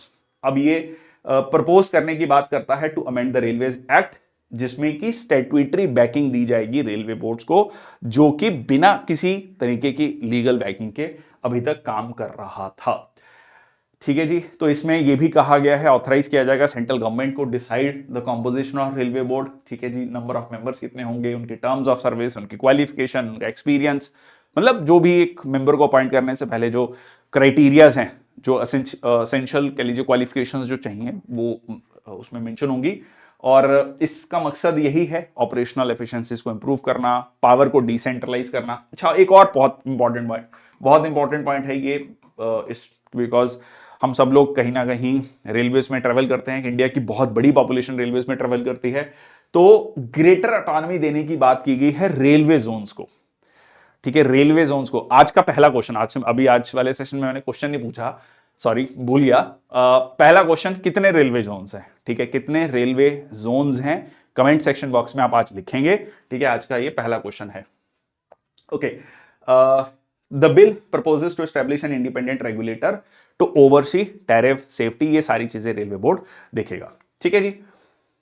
Okay, इसके अलावा amendment aimed at addressing the lack of direct train between Thawe junction Bihar में and major cities like Delhi, जिसमें कि वहाँ के स्थानीय लोगों के लिए काफ़ी इंपॉर्टेंट है, क्योंकि बहुत सारे माइग्रेंट वर्कर्स जो या पिलग्रिम्स हैं जो कह लीजिए एक जगह से दूसरी जगह जाते हैं, उनके लिए ये बेनिफिशियल होगा, ठीक है। उस चीज़ को भी बात की गई है। इसके अलावा speed up the approval process for this train services, ठीक है, तो ये भी यहां पर। इसके अलावा एक और बहुत इंपॉर्टेंट पॉइंट वो है प्राइवेटाइजेशन। अभी अगर आपको याद हो, भारत गौरव ट्रेन्स की बात की गई थी कि पर्टिकुलर एक स्ट्रेच पे प्राइवेट ट्रेन्स भी चल सकती हैं, वो अपना पूरा रूट तैयार कर सकते हैं, ठीक है, अपनी बुकिंग्स ले सकते हैं। तो वो चीजें भी जो है कहीं ना कहीं जो है सरकार लाना चाहती है। नेक्स्ट आपका PM Poshan scheme, centre to bear additional cost of 425 crore due to inflation. So यहां पर पीएम पोषण स्कीम में सितंबर 2021 में यूनियन कैबिनेट ने अप्रूव किया था, अप्रूव द प्रधानमंत्री पोषण शक्ति निर्माण और पीएम पोषण, एक हॉट कुक्ड मील जो है दिया जाएगा गवर्नमेंट स्कूल्स में, गवर्नमेंट एडेड स्कूल्स में, ठीक है, जिसमें बजट रखा गया था 1.31 ट्रिलियन रुपीस, डॉलर्स नहीं रुपीस, ध्यान रखना। और national food security act, children studying in class 1 to 8, ये ट्रिलियन बेसिकली ऐसे समझ लो, पहले याद कर लो, ये कंफ्यूजन ना हो जाए कि बच्चों को होती है। 1 मिलियन में 10 लाख, 1 बिलियन में 1000 मिलियन, 1000 मिलियन का मतलब अगर आप इसको कैलकुलेट करेंगे 1000 × 10 लाख, तो ये हो गया 100 करोड़, 100 करोड़, ठीक है। और 1 ट्रिलियन में कितना हो गया, 1000 बिलियन, 1000 बिलियन, ठीक है, तो ये हो गया 1 लाख करोड़, ठीक है जी। तो ये है आपका, ठीक है। Okay, scheme earlier known as national programme for mid day meal, ठीक है, तो इसको पीएम पोषण स्कीम कहा गया है और launch for the initial period of 5 years। Next आपका with total fertility rate 2.0 India has achieved the replacement level fertility. बहुत इंपॉर्टेंट न्यूज है ये, खासकर जब भारत दुनिया का सबसे जो है कह लीजिए पॉपुलस नेशन हो चुका है, सबसे ज्यादा पॉपुलेशन भारत में है, जनसंख्या भारत में है। देखिए ये क्या है, ये कंसेप्ट, ये फर्टिलिटी, टोटल फर्टिलिटी रेट का, टोटल फर्टिलिटी रेट ये कहता है 2.0 का मतलब ये है कि हर महिला के कितने बच्चे हो रहे हैं एवरेज, ठीक है। तो रिप्लेसमेंट लेवल के लिए कहा जाता है कि इट शुड बी 2.1, ठीक है, 2.1 मतलब अगर 10 महिलाएं हैं उनके 21 बच्चे हैं तो ये रिप्लेसमेंट लेवल है। रिप्लेसमेंट लेवल मतलब जितना बच्चे जन्म ले रहे हैं मतलब बर्थ रेट और डेथ रेट इक्वल हो गया, तो पॉपुलेशन बढ़ेगी नहीं। अब आप ये कह सकते हैं कि ओवरऑल हमारा जो टोटल फर्टिलिटी रेट है वो 2.1 से भी कम आ गया है, ठीक है, which is as of now consider to be a positive sign for the country, क्योंकि ऑलरेडी हमारी पॉपुलेशन हमारे रिसोर्सेस अकॉर्डिंग वो काफी ज्यादा है माना जाता है। बट हमारी population continue to increase even now, मतलब कॉन्ट्राडिक्टरी है चीजें, क्योंकि जो यंग पॉपुलेशन है वो बहुत बड़ी है, बेस बहुत बड़ा है, ठीक है, तो वो अभी और कुछ सालों तक पॉपुलेशन बढ़ती रहेगी, ठीक है। तो ऐसा नहीं है कि हम वो पीक पे पहुंच गए हैं, पीक पे नहीं पहुंचे, अभी पीक पे पहुंचेंगे। हाँ, जो कहते हैं ना, मतलब वो ब्रेक लगनी शुरू हो गई है, ठीक है, स्पीड स्लो हो गई है पर गाड़ी रुकी नहीं है, ठीक है, तो वो वाली कहानी आप समझ सकते हैं। तो पीक पे पहुंचेंगे फिर जाके डिक्लाइन होना शुरू होगा। अब इसमें जो सदर्न स्टेट्स हैं उनमें टीएफआर जो टोटल फर्टिलिटी रेट है वो और ज्यादा कम हो गया है, मतलब कई जगह तो 1.5 1.6 तक आ गया है, बट नॉर्थ इंडियन स्टेट्स में कई जगह 2 से 2, मतलब 2 to 2.5, 2 to 3 के बीच में है, ठीक है जी। अगेन दैट इज ऑल्सो जो है वो आप देखते होंगे कि कई बार एक पॉलिटिकल इशू भी बन जाता है, क्योंकि इस बार 2025 में सेंसस भी होगा, ठीक है, सेंसस के बाद डीलिमिटेशन की बात की जा रही है जो कि 2026 तक फ्रीज करके रखा हुआ है। 2026 में कहा जा रहा है कि हो सकता है नंबर ऑफ सीट्स लोकसभा में बढ़ाई जाए, तो वो एक पॉलिटिकल इशू भी बनेगा, ठीक है, वो आप देखेंगे अगले 1-1.5 साल में, तो ये पॉलिटिकल इशू भी बनने वाला है, ठीक है, कंफर्म है, मतलब अब ये इसकी ऑलरेडी सुगबुगाहट आपको देखने को मिल रही होगी, ठीक है, अगर आप पॉलिटिक्स थोड़ा फॉलो करते हैं तो। So according to national family health survey and this meets a target under national population policy, national health policy which aim for a TFR of 2.1, ठीक है जी। सो इसके पीछे रीजंस क्या हैं? कॉन्ट्रासेप्टिव ऑप्शंस बढ़ी हैं, पोस्ट प्रेगनेंसी कॉन्ट्रासेप्टिव मेजर्स बढ़े हैं, अवेयरनेस कैंपेन, तो ये सारे कारण हैं, लोगों में एक जागरूकता आई है इसको लेकर। नेक्स्ट आपका अमृत ज्ञान कोश पोर्टल, ठीक है जी। Again so doctor Jitendra Singh उन्होंने लॉन्च किया है Amrit Gyan portal to strengthen governance training under mission Karmayogi, ठीक है जी। तो इसमें क्या है, इस प्लेटफॉर्म में ज्वाइंटली डेवलप किया गया है कैपेसिटी बिल्डिंग कमीशन और कर्मयोगी भारत के द्वारा। ये पोर्टल जो है सेल्फ रिलायंस को प्रमोट करेगा in government training and in power education. देखो ये कर्मयोगी पोर्टल क्या है, कर्मयोगी पोर्टल में जनरली कहा जाता है कि भाई जो गवर्नमेंट जॉब लगने के बाद गवर्नमेंट सर्विसेज में जो एक कहते हैं ना रेगुलर टाइम पे अपग्रेडेशन हो, स्किल्स की अपग्रेडेशन हो, नॉलेज की अपग्रेडेशन हो, वो जनरली नहीं होती है। तो इसको लेकर मिशन कर्मयोगी लाया गया ताकि सिविल सर्वेंट्स या जो भी गवर्नमेंट सर्वेंट्स हैं उनकी समय समय पर अपग्रेडेशन हो, स्किल्स की, नॉलेज की। उनको कई सारे कोर्सेज करने हैं, ये मैंडेटरी है। आप अगर आपके जानकारी में कोई भी गवर्नमेंट जॉब में है, ठीक है, तो आप उनसे पूछेंगे, बहुत पूरा अच्छा खासा मतलब वो आ रखा है कि हम आपको ये कोर्स करने हैं, आपको क्रेडिट्स मिलेंगे एंड एवरीथिंग। और ये जो है इसको लेकर मतलब मकसद यही है कि गवर्नेंस इंप्रूव हो, जो गवर्नमेंट सर्विसेज में गवर्नमेंट सर्वेंट्स हैं उनकी एफिशिएंसी इंप्रूव हो, उनकी नॉलेज इंप्रूव हो, ठीक है। So comprehensive repository curating best practices across India align with 15 out of 17 sustainable development goals, और कई पॉलिसी थीम्स हैं इसमें। और क्या है आपका रिसोर्सेज क्रिएट करना on the platform, enable faculty to align their teaching with the global standards, और इंडिया की यूनिक एडमिनिस्ट्रेटिव चैलेंजेस को एड्रेस किया जाए और इंडिया की लर्निंग अपॉर्चुनिटीज को मैक्सिमाइज किया जाए। आई होप आप इस न्यूज को समझ पा रहे हैं। मकसद बहुत क्लियर है कि जो ऑनलाइन कोर्सेज इस तरीके से डेवलप किए जाए वो गवर्नमेंट सर्विस इंडिया की नीड्स को ध्यान में रखते हुए, ग्लोबल प्रैक्टिसेस को भी ध्यान में रखते हुए जो है गवर्नमेंट सर्वेंट्स को रेगुलरली उनको अपस्किल किया जाए। नेक्स्ट आपका green steel taxonomy for India. ये भी इंटरेस्टिंग है कंसेप्ट। ये ग्रीन स्टील क्या है? ये देखो, मतलब जहां ग्रीन आ गया मतलब वहां पे एक चीज तो आपको क्लियर अब तक हो जानी चाहिए कि भाई मतलब कार्बन एमिशंस कम होंगे, ग्रीन हाउस गैस एमिशंस कम होंगे। पर ये जो टर्म है ना ग्रीन स्टील, ये कोई स्टैंडर्डाइज नहीं है पूरी दुनिया में, मतलब कि किसको ग्रीन स्टील कहेंगे हम।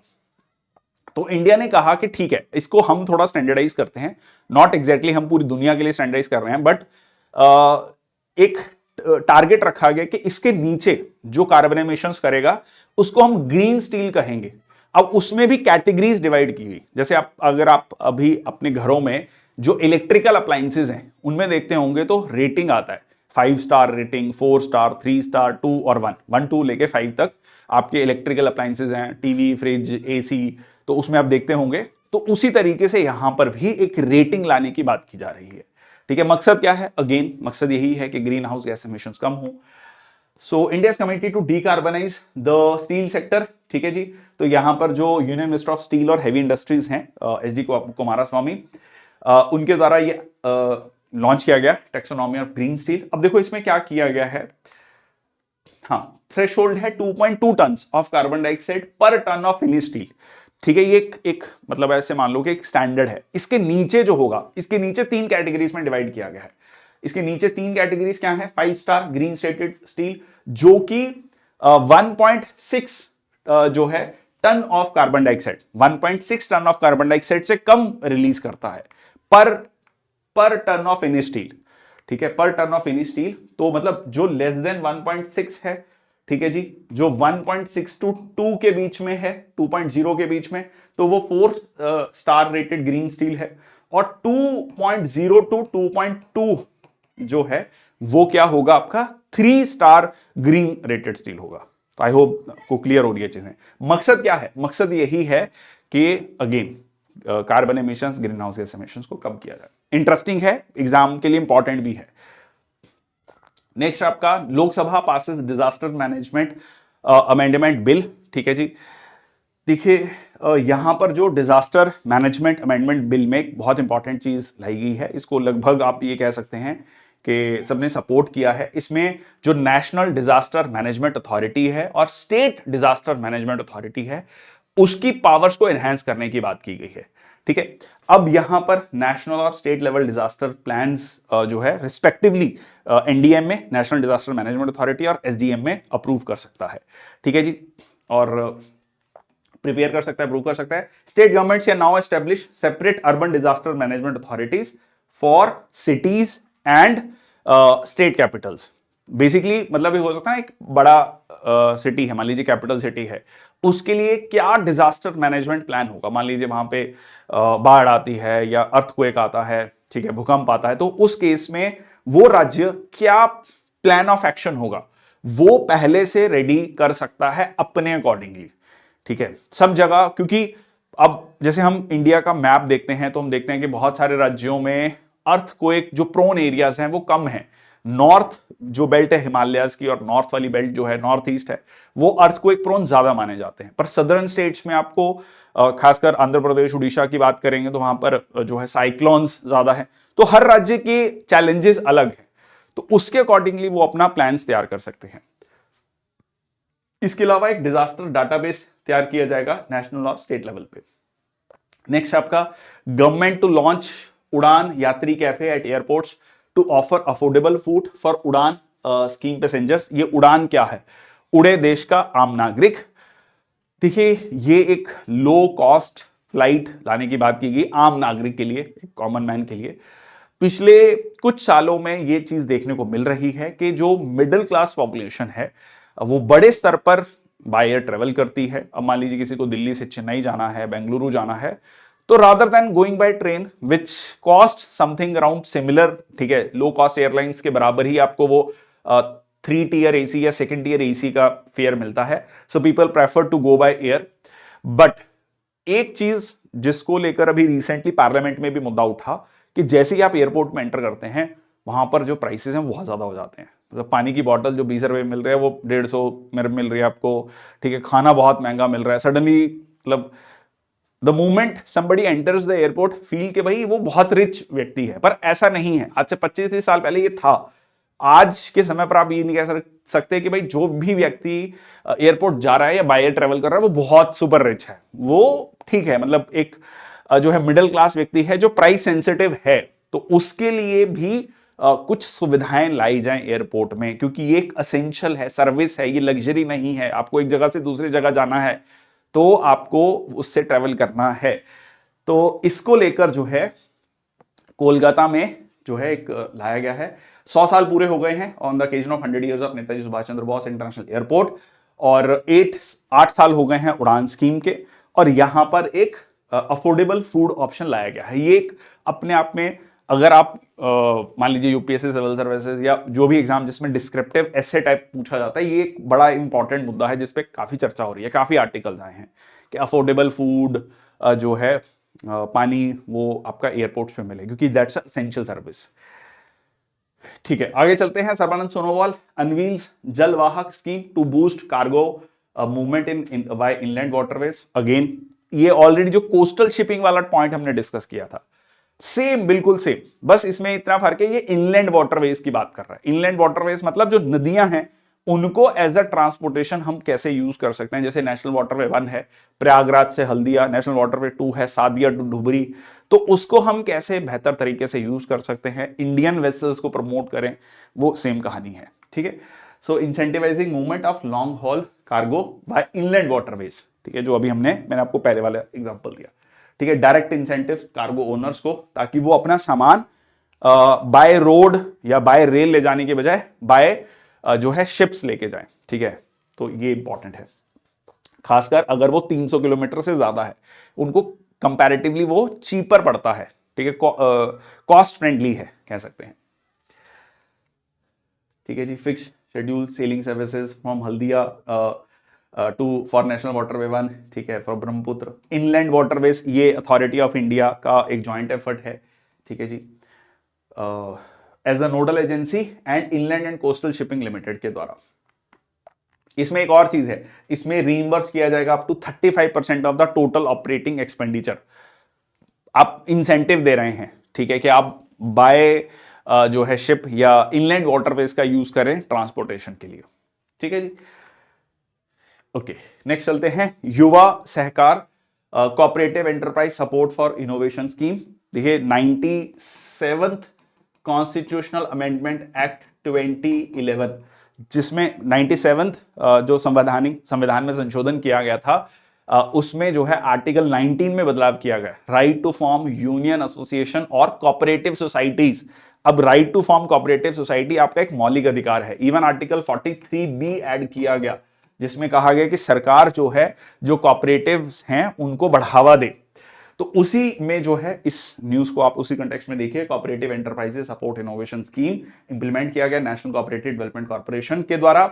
मकसद ये है कि जो नए कोऑपरेटिव्स बन रहे हैं उनको किस तरीके से सपोर्ट किया जाए, टेक्नोलॉजी के थ्रू, विद फंड्स के थ्रू। ठीक है जी, and which are in operation for a minimum of 3 months। Cooperatives को इतना फोकस क्यों किया जा रहा है? मैंने पहले भी कई बार बताया कि कैपिटलिज्म है एक तरफ, कैपिटलिज्म की आइडियोलॉजी है एक तरफ, सोशलिज्म या कम्युनिस्ट आइडियोलॉजी कह सकते हैं, तो इसके बीच का एक मिडल पाथ है ये। ठीक है, like best of both version आप इसको कह सकते हैं। इसमें ऐसा नहीं है कि सरकार सारा कुछ कंट्रोल कर रही है और ना ही कैपिटलिज्म की तरह एक व्यक्ति कंट्रोल कर रहा है। इसमें जितने स्टेक होल्डर्स हैं सब जो हैं एक कलेक्टिव ओनरशिप है कॉपरेटिव्स में। जैसे one of the most successful cooperative Amul जो हम देखते हैं। इसके अलावा लोन जो दिया जाएगा, ठीक है, उसमें इंसेंटिव दिया जाएगा। ठीक है, तो वो एक किया गया है। नेक्स्ट आपका union food consumer affairs minister launches credit guarantee scheme for ENWR based financing. तो यहां पर जो है क्रेडिट गारंटी स्कीम है ENWR। अब ये क्या है ENWR? Electronic negotiable warehouse receipt. Concept समझते हैं पहले तो। ठीक है, बहुत सारे स्टूडेंट्स को फिर जब ये पढ़ते हैं ना, उनको लगता है बाउंसर चला गया। अब एक किसान है, किसान के साथ सबसे बड़ी दिक्कत क्या आती है? जब वो अपनी फसल को की कटाई के बाद जब वो मंडी में जाता है, मार्केट में जाता है, तो उसको कई बार, अगर मान लीजिए बहुत अच्छी प्रोडक्शन हो गई, तो वो भी एक तरीके से किसान के लिए मतलब एक कितना घाटे का सौदा है। क्यों? क्योंकि प्रोडक्शन बहुत ज्यादा होगी, प्राइसेस नीचे चले गए, उसको कई बार औने पौने दामों में वो अपनी फसल बेचनी पड़ती है। कई बार हम इस तरीके की लाइक इमेजेस देखते हैं कि किसान जो है कि प्याज जो है छोड़ के चला गया सड़क पे गिरा के चला गया, क्योंकि वो कह रहा है भाई मेरे को ट्रांसपोर्टेशन कॉस्ट, सारी मेरी कॉस्ट इतनी ज्यादा है कि मेरे को वो पैसा ही नहीं मिल रहा है, इससे बेटर है मैं इसको यहीं डंप कर दूं। तो ये सिचुएशन ना आए, इसके लिए वेयर हाउसेस को डेवलप करने की बात की गई। तो वेयर हाउसेस में जब वो अपना सामान रखे, तो कोल्ड स्टोरेजेस, वेयर हाउसेस, तो जब भी प्राइसेस नॉर्मलाइज हों, ठीक है, तब वो अब वहां से निकाल कर अपना बेच सके। अब ये उसका एक एसेट है। फॉर एग्जाम्पल लेते हैं, मान लीजिए 10 टन जो है आलू उसने रखा हुआ है वेयर हाउस में, तो ये उसका एसेट है। इस वेयर हाउस रिसीट के बेसिस पे वो बैंक में जाए तो बैंक से उसको लोन मिल जाए। ठीक है, बैंक कहे कि ठीक है, मतलब 10 टन है आपके पास, आपका आलू जो है वहां स्टोर है, उसकी कितनी वैल्यू है अभी के हिसाब से, उसका जो है उन्होंने एक अमाउंट रखा हुआ है कि 85 या 90% जो है आपको लोन दे दिया जाएगा। कंसेप्ट को समझ लो, फैक्ट्स तो आपको यहां मिल जाएंगे कि आपको उतना लोन मिल जाएगा। मान ली 80% है, मान लीजिए उसकी मार्केट में कीमत है 1 लाख रुपए फॉर एग्जाम्पल, उसका 80% 80,000 रुपए हम आपको लोन दे देंगे। तो किसान के लिए उस मतलब उस फसल के बेसिस पे उसको लोन मिल गया, जिससे वो फर्दर अपनी फसल जो है अपनी तैयार कर सकता है। ठीक है जी, तो ये जो है ये लाया गया है credit guarantee scheme for ENWR, so electronic negotiable warehouse receipts. ठीक है, after depositing the commodities in the warehouse and development, तो उसको बेसिकली इलेक्ट्रॉनाइज करना, या कहें तो इलेक्ट्रॉनिक माध्यम से, डिजिटल माध्यम से, ठीक है, टेक्नोलॉजी के माध्यम से वो रिसीट्स को अवेलेबल कराना बैंक्स को लेकर। ठीक है जी, तो ये फोकस करेगा small and marginal farmers, women, SC ST दिव्यांगजन फार्मर्स को लेकर। ठीक है, loans extended marginal farmers up to 75 lakhs for a coverage of 80 to 85%, और MSMEs हैं अगर, या फार्मर प्रोड्यूसर ऑर्गेनाइजेशन है, ग्रुप ऑफ फार्मर्स हैं, तो उनको जो है 2 करोड़ तक का लोन मिल सकता है up to 75% under the scheme. ठीक है जी, तो ये उसके सेलिएंट फीचर्स हैं। नेक्स्ट आपका government increases MSP of copra is नारियल 2025 season to ensure better returns farmers. तो यहां पर जो है ये प्राइस किया गया 11,582 रुपए पर क्विंटल से बढ़ा, सॉरी बॉल कॉपरा का किया गया है 12,100। ठीक है, तो ये डिफरेंट क्वालिटीज के बेसिस पे। नेक्स्ट आपका union minister Jitendra Singh launches India first of its kind anti pesticide body suit किसान कवच। जल्दी ये कहा जाता है कि जब किसान जो है पेस्टिसाइड, ठीक है, कीटनाशक छिड़क रहा होता है तो उसको बहुत ज्यादा नुकसान होता है। ठीक है, उसको उसकी खुद की बॉडी पे या कह लीजिए उसको बहुत नुकसान होता है, तो यहां पर आप ये इस चीज को देख सकते हैं। ठीक है, तो ये जो है harmful effects of pesticide exposure से बचने के लिए, ठीक है, इसको लॉन्च किया गया। इसका जो प्राइस है वो 4,000 रुपए है, और इसको रीयूज किया जा सकता है कई बार। Svamitva scheme property cards to every household owners. ठीक है, तो यहां पर स्वामित्व स्कीम पहले से हम इसके बारे में कई बार चर्चा कर चुके हैं, जिसमें ड्रोन्स के माध्यम से प्रॉपर्टी को जो है कैटेगराइज किया जा रहा है, और उसके बेसिस पे अब जो है हर हाउस होल्ड ओनर को प्रॉपर्टी कार्ड्स दिए जाएंगे। ठीक है, milestone for crossing more than 2 crore property cards, preparation and distribution under स्वामित्व स्कीम, और distribution of more than 58 lakh property cards on a single day. ठीक है, तो ये सेंट्रल सेक्टर स्कीम है। सेंट्रल सेक्टर स्कीम का मतलब होता है 100% सेंट्रल गवर्नमेंट के द्वारा फंडेड स्कीम। ठीक है जी, और ये जो है to ownership of property in rural areas, property in rural inhabited areas. ठीक है, ownership of property rural inhabited areas में, ग्रामीण क्षेत्रों में। ठीक है, ओके। नेक्स्ट आपका centre scraps no detention policy for classes 5 to 8, lays stress on remedial measures, ये इसको भी डिस्कस कर लेते हैं। इस पे भी काफी आर्टिकल्स, काफी ज्यादा चर्चा हुई।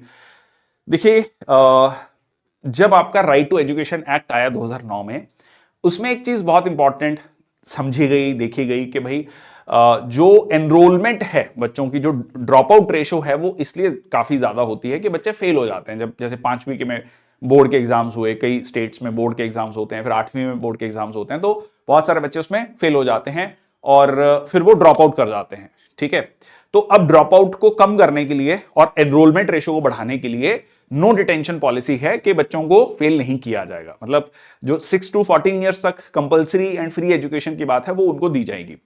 बट इसकी वजह से नुकसान क्या हुआ over the period of time, ये हुआ कि कई बार आपने इस तरीके की न्यूज देखी होंगी कि 5वीं क्लास के बच्चे दूसरी क्लास के जो हैं जो क्वेश्चंस हैं या मैथमेटिक्स के क्वेश्चंस हैं उनको सॉल्व नहीं कर पा रहे। 8वीं क्लास के बच्चे 5वीं क्लास के जो है कह लीजिए सब्जेक्ट्स हैं उनको सॉल्व नहीं कर पा रहे हैं, उनके क्वेश्चंस को सॉल्व नहीं कर पा रहे हैं। तो ये एक कहीं ना कहीं एक लर्निंग आउटकम में बहुत बड़ी कमी देखी गई इस पॉलिसी की वजह से। तो ये काफी ज्यादा चर्चा थी काफी एडमिशंस का, स्टेट गवर्नमेंट्स का कहना था कि ये पॉलिसी को स्क्रैप किया जाए, और कई राज्य सरकारों ने ऑलरेडी जो है 5वीं और 8वीं का बोर्ड का एग्जाम लेना शुरू कर दिया था। उसमें यह कहा गया कि जो बच्चे फेल होते हैं मान लीजिए, उनको 2 महीने का समय दिया जाएगा, उनको 2 महीने में और टीचर्स पढ़ाई कराएंगे, उनको एक और मौका दिया जाएगा कि आप पास हो जाएं ताकि आप अपनी रेगुलर क्लास में जो है जा सकें। पर अगर दूसरी बार भी आप नहीं उसको पास कर पाते हैं तो फिर आपको वो रिपीट करना पड़ेगा। तो ये जो सिस्टम है ले आया गया है, जो नो डिटेंशन पॉलिसी है उसको स्क्रैप कर दिया गया है। ठीक है, तो अब प्रेजेंट क्या होगा, 5वीं और 8वीं क्लास में मान लीजिए बच्चा है, बोर्ड का एग्जाम हो रहा है, तो उसको 2 महीने का समय दिया जाएगा। अगर वो इनकेस पास नहीं करता है, 2 महीने में वो दोबारा पढ़ाई करके पास कर जाए, फिर वो रेगुलर अपनी क्लास में आ सकता है, उसका साल वेस्ट नहीं होगा। बट अगर वो दूसरी बार भी फेल होता है तो उसको क्लास रिपीट करनी पड़ेगी। ठीक है जी, ये जो है सिस्टम लाया गया है, ये नो डिटेंशन पॉलिसी, ये मैंने पूरा आपको बता दिया है। ठीक है जी, ठीक है। नेक्स्ट आपका prime minister Modi pays tribute to legendary actor Raj Kapoor on his 100th birth anniversary. ठीक है, पूरी जो कपूर फैमिली है वो इनविटेशन देने गई। ठीक है जी, 14 दिसंबर 1924 को उनका जन्म हुआ था, पेशावर, जो कि अभी पाकिस्तान में है, north west frontier province, Khyber Pakhtunkhwa. Son of Prithviraj Kapoor, grew to become not only successful actor obviously, फिर वो पूरी फैमिली लीनिएज है। ठीक है, उनको पद्म भूषण मिला 1971 में और दादा साहब फाल्के अवार्ड मिला 1988 में।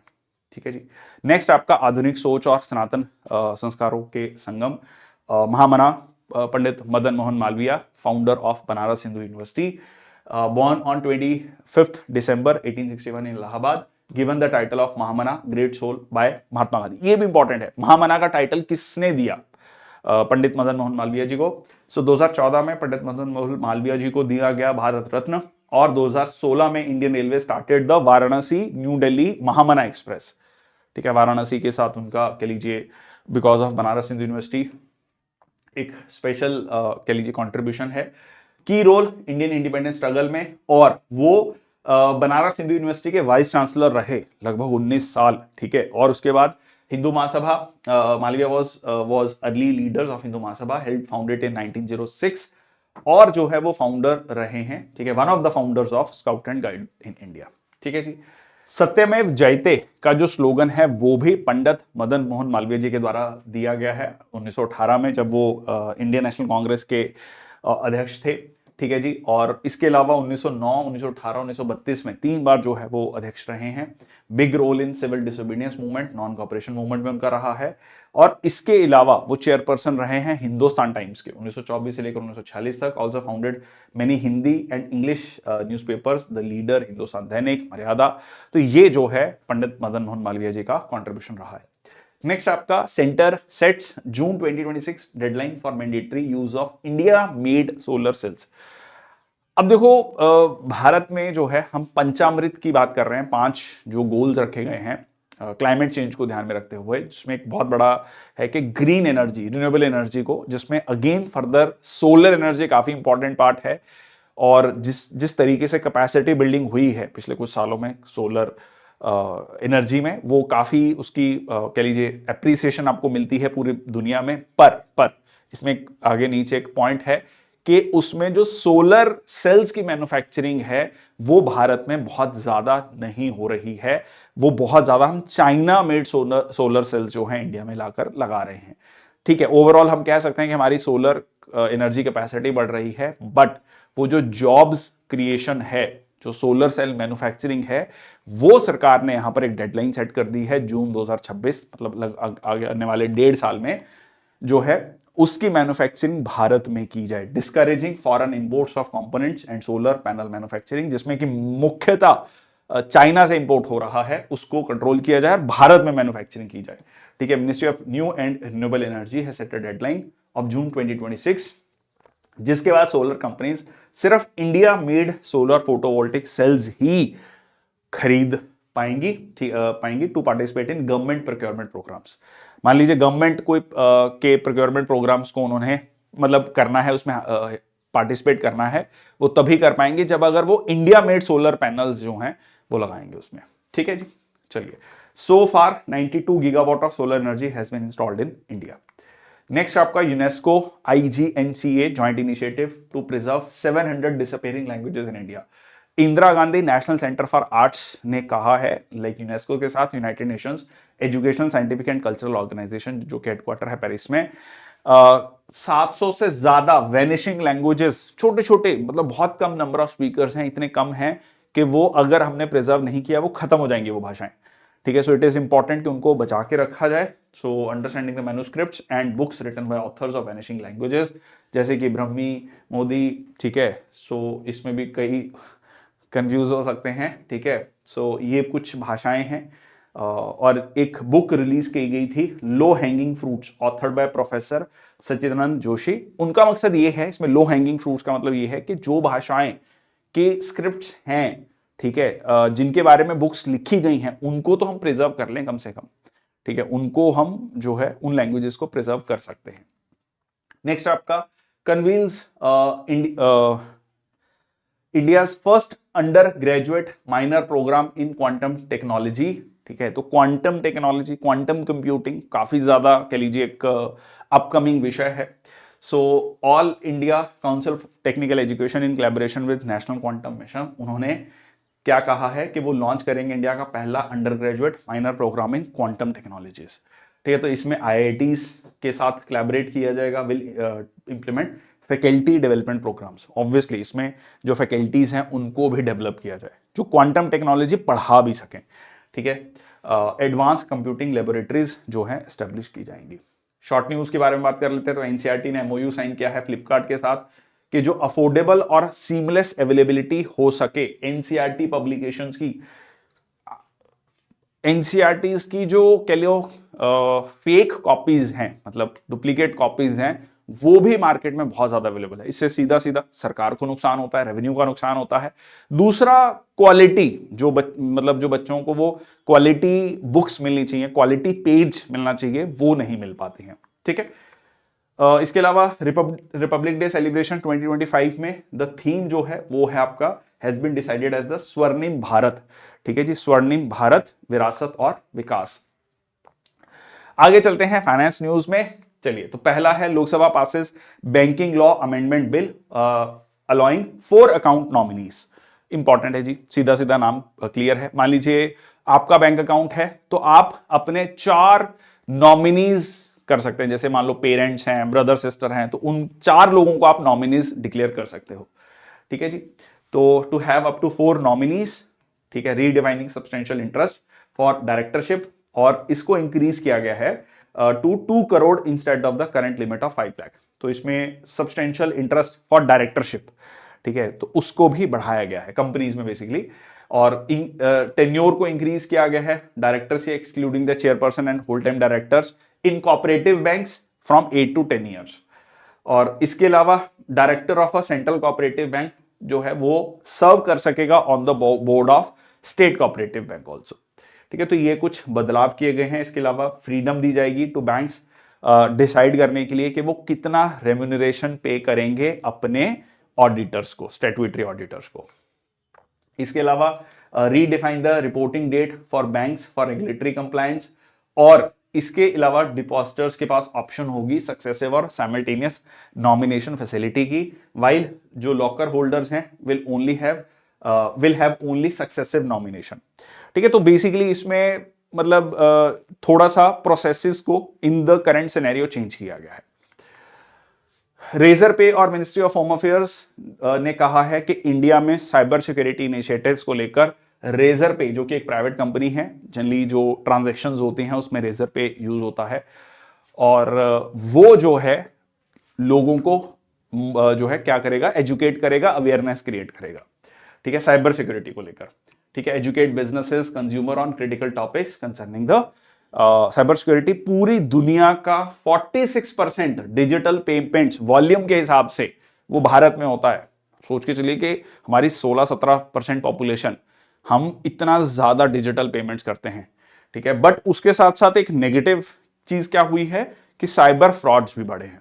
ठीक है, तो उसको लेकर जो है रेजर पे और MHA साथ में आए हैं। SBI card surpasses 20 million credit card milestone, 2 crore milestone, 2 crore credit card जो है अभी तक इशू कर चुका है SBI कार्ड सिंस 1998, लगभग पिछले 26 सालों में।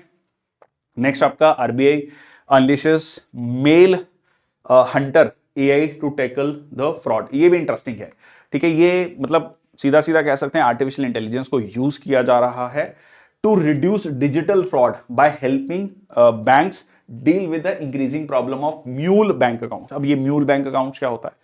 देखिए, जो साइबर फ्रॉड्स कर रहे हैं वो लोग क्या करते हैं, जनरली ऐसी पॉपुलेशन को, ऐसे गरीब लोगों को पकड़ते हैं, उनके बैंक अकाउंट्स को एक्सेस उनको मिल जाता है इजीली, ठीक है, और उसमें वो सारी की सारी ट्रांजैक्शंस को करते हैं, ठीक है। मतलब जो भी ट्रांजैक्शन जो करनी है साइबर फ्रॉड्स के थ्रू, वो उन अकाउंट्स के थ्रू करते हैं, ठीक है।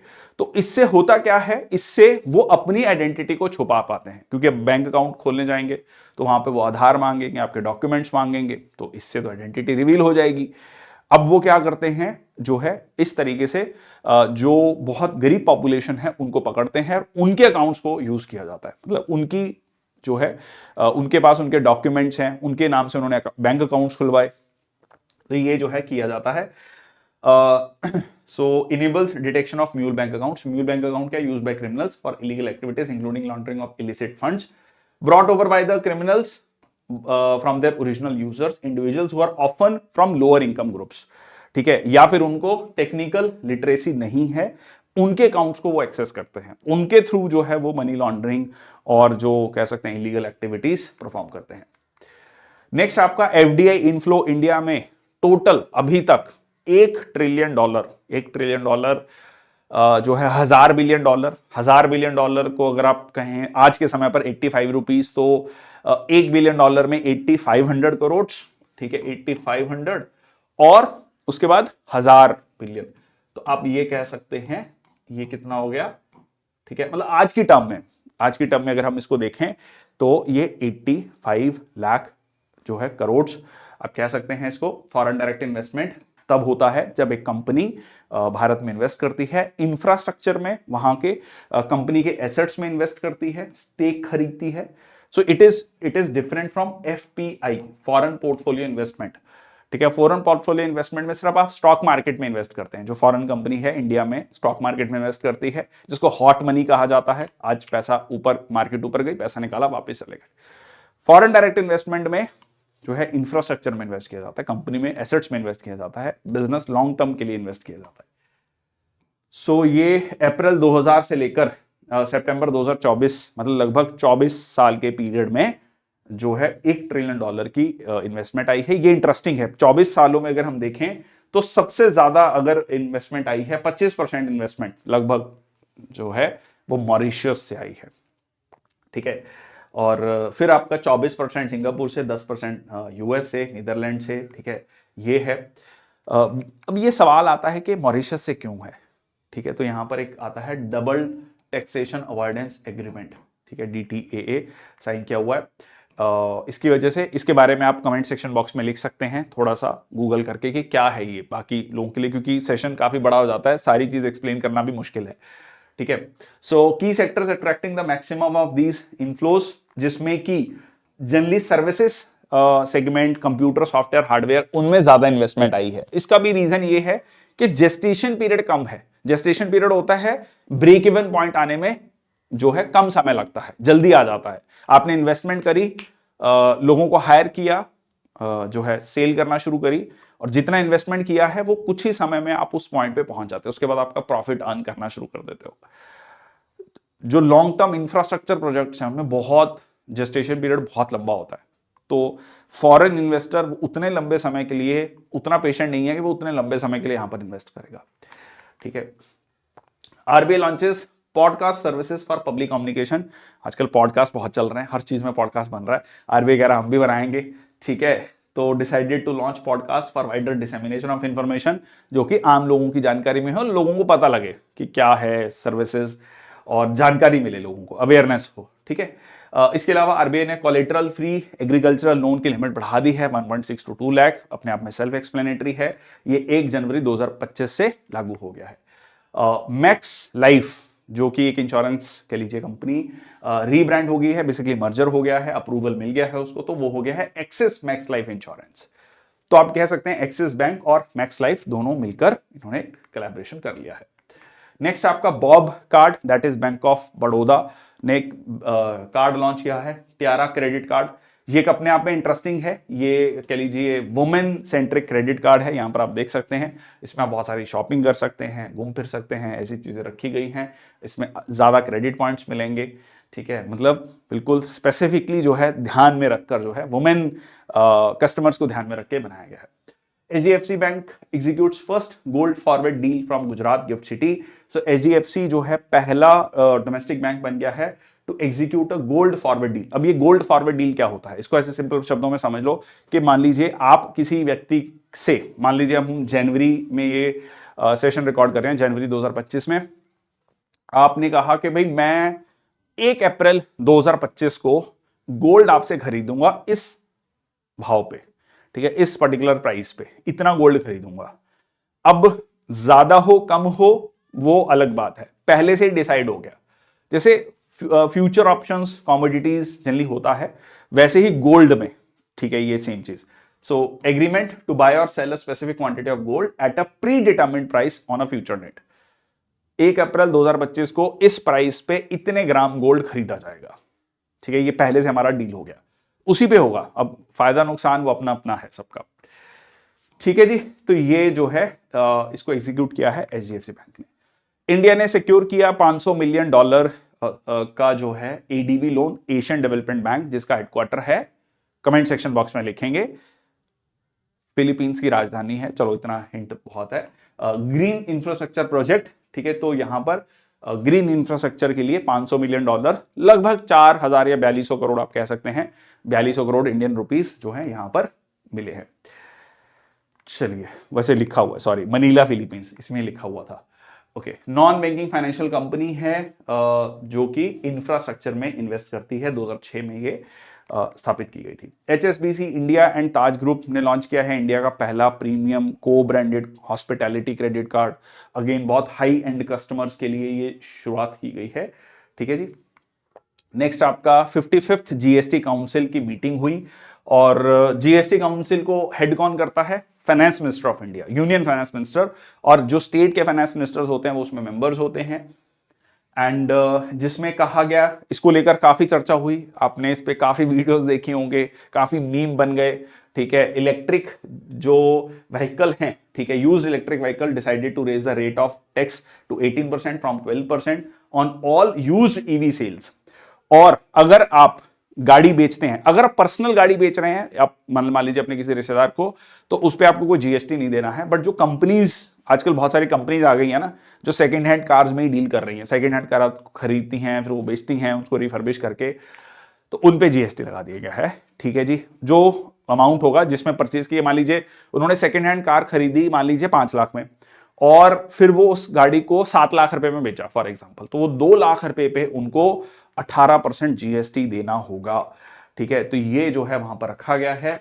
इसके अलावा पेमेंट जो एग्रीगेटर्स हैं जैसे पेटीएम हैं, बाकी handling payments of less than 2000 will be eligible for exemption, ठीक है, उन पर किसी तरीके का कोई वो नहीं लगाया जाएगा, टैक्स नहीं लगाया जाएगा। एविएशन टर्बाइन फ्यूल पे अभी भी सहमति नहीं हो पाई है, ये अभी भी GST के अंतर्गत नहीं आया। ये भी क्वेश्चन बहुत बार पूछा जाता है कि GST के अंतर्गत क्या क्या चीजें नहीं आई हैं अभी तक, देख लीजिए। ये क्रूड ऑयल, कच्चा तेल, ठीक है जी, petrol, diesel, aviation turbine fuel और natural gas kept out of purview of GST। तो इस पे सेंट्रल गवर्नमेंट एक्साइज ड्यूटी लगाती है, और स्टेट गवर्नमेंट जो है इस पे वैट लगाती है, वैल्यू एडेड टैक्स। इसके अलावा GST एग्जेम्पशन ब्लैक पेपर और रेजिन्स, ठीक है, और जीन थेरेपी को फुली एग्जेम्प्ट किया गया है GST से। और कंपनसेशन सेस जो है rate reduce to 0.1% on supplies to merchant exporters, जो बड़े एक्सपोर्टर्स हैं। और ये वाली कंट्रोवर्सी ज्यादा हो गई थी, पॉपकॉर्न वाली। पॉपकॉर्न वो कह रहे कि आप अगर सॉल्टेड पॉपकॉर्न खाओगे, ठीक है, तो जो है GST कम होगा। अगर कैरेमलाइज्ड, बेसिकली वो क्योंकि उसमें शुगर ऐड हो गया है, तो उस पर ज्यादा वो होगा, ठीक है। तो ये जिसके छोटे छोटे बच्चे हैं, ठीक है, मेरे जैसा, तो वो जाएगा कभी कभी मूवी देखने, तो बच्चों को समझा रहे नहीं बेटा, मीठे में क्या मजा आता है, नमकीन खाने में ज्यादा मजा आता है। तो नमकीन में थोड़ा मतलब मिडिल क्लास व्यक्ति GST देख रहा है उसमें, ठीक है, 5 और 18%। ठीक है, चलिए एनीवेज, तो ये हो गया आपका जीएसटी काउंसिल कॉन्स्टिट्यूशनल बॉडी है, संवैधानिक संस्था है, आर्टिकल 279A 101st अमेंडमेंट, और ये इनडायरेक्ट टैक्स है और डेस्टिनेशन बेस्ड टैक्स है, और इसमें मेंबर्स जो होते हैं यूनियन फाइनेंस मिनिस्टर चेयरपर्सन है।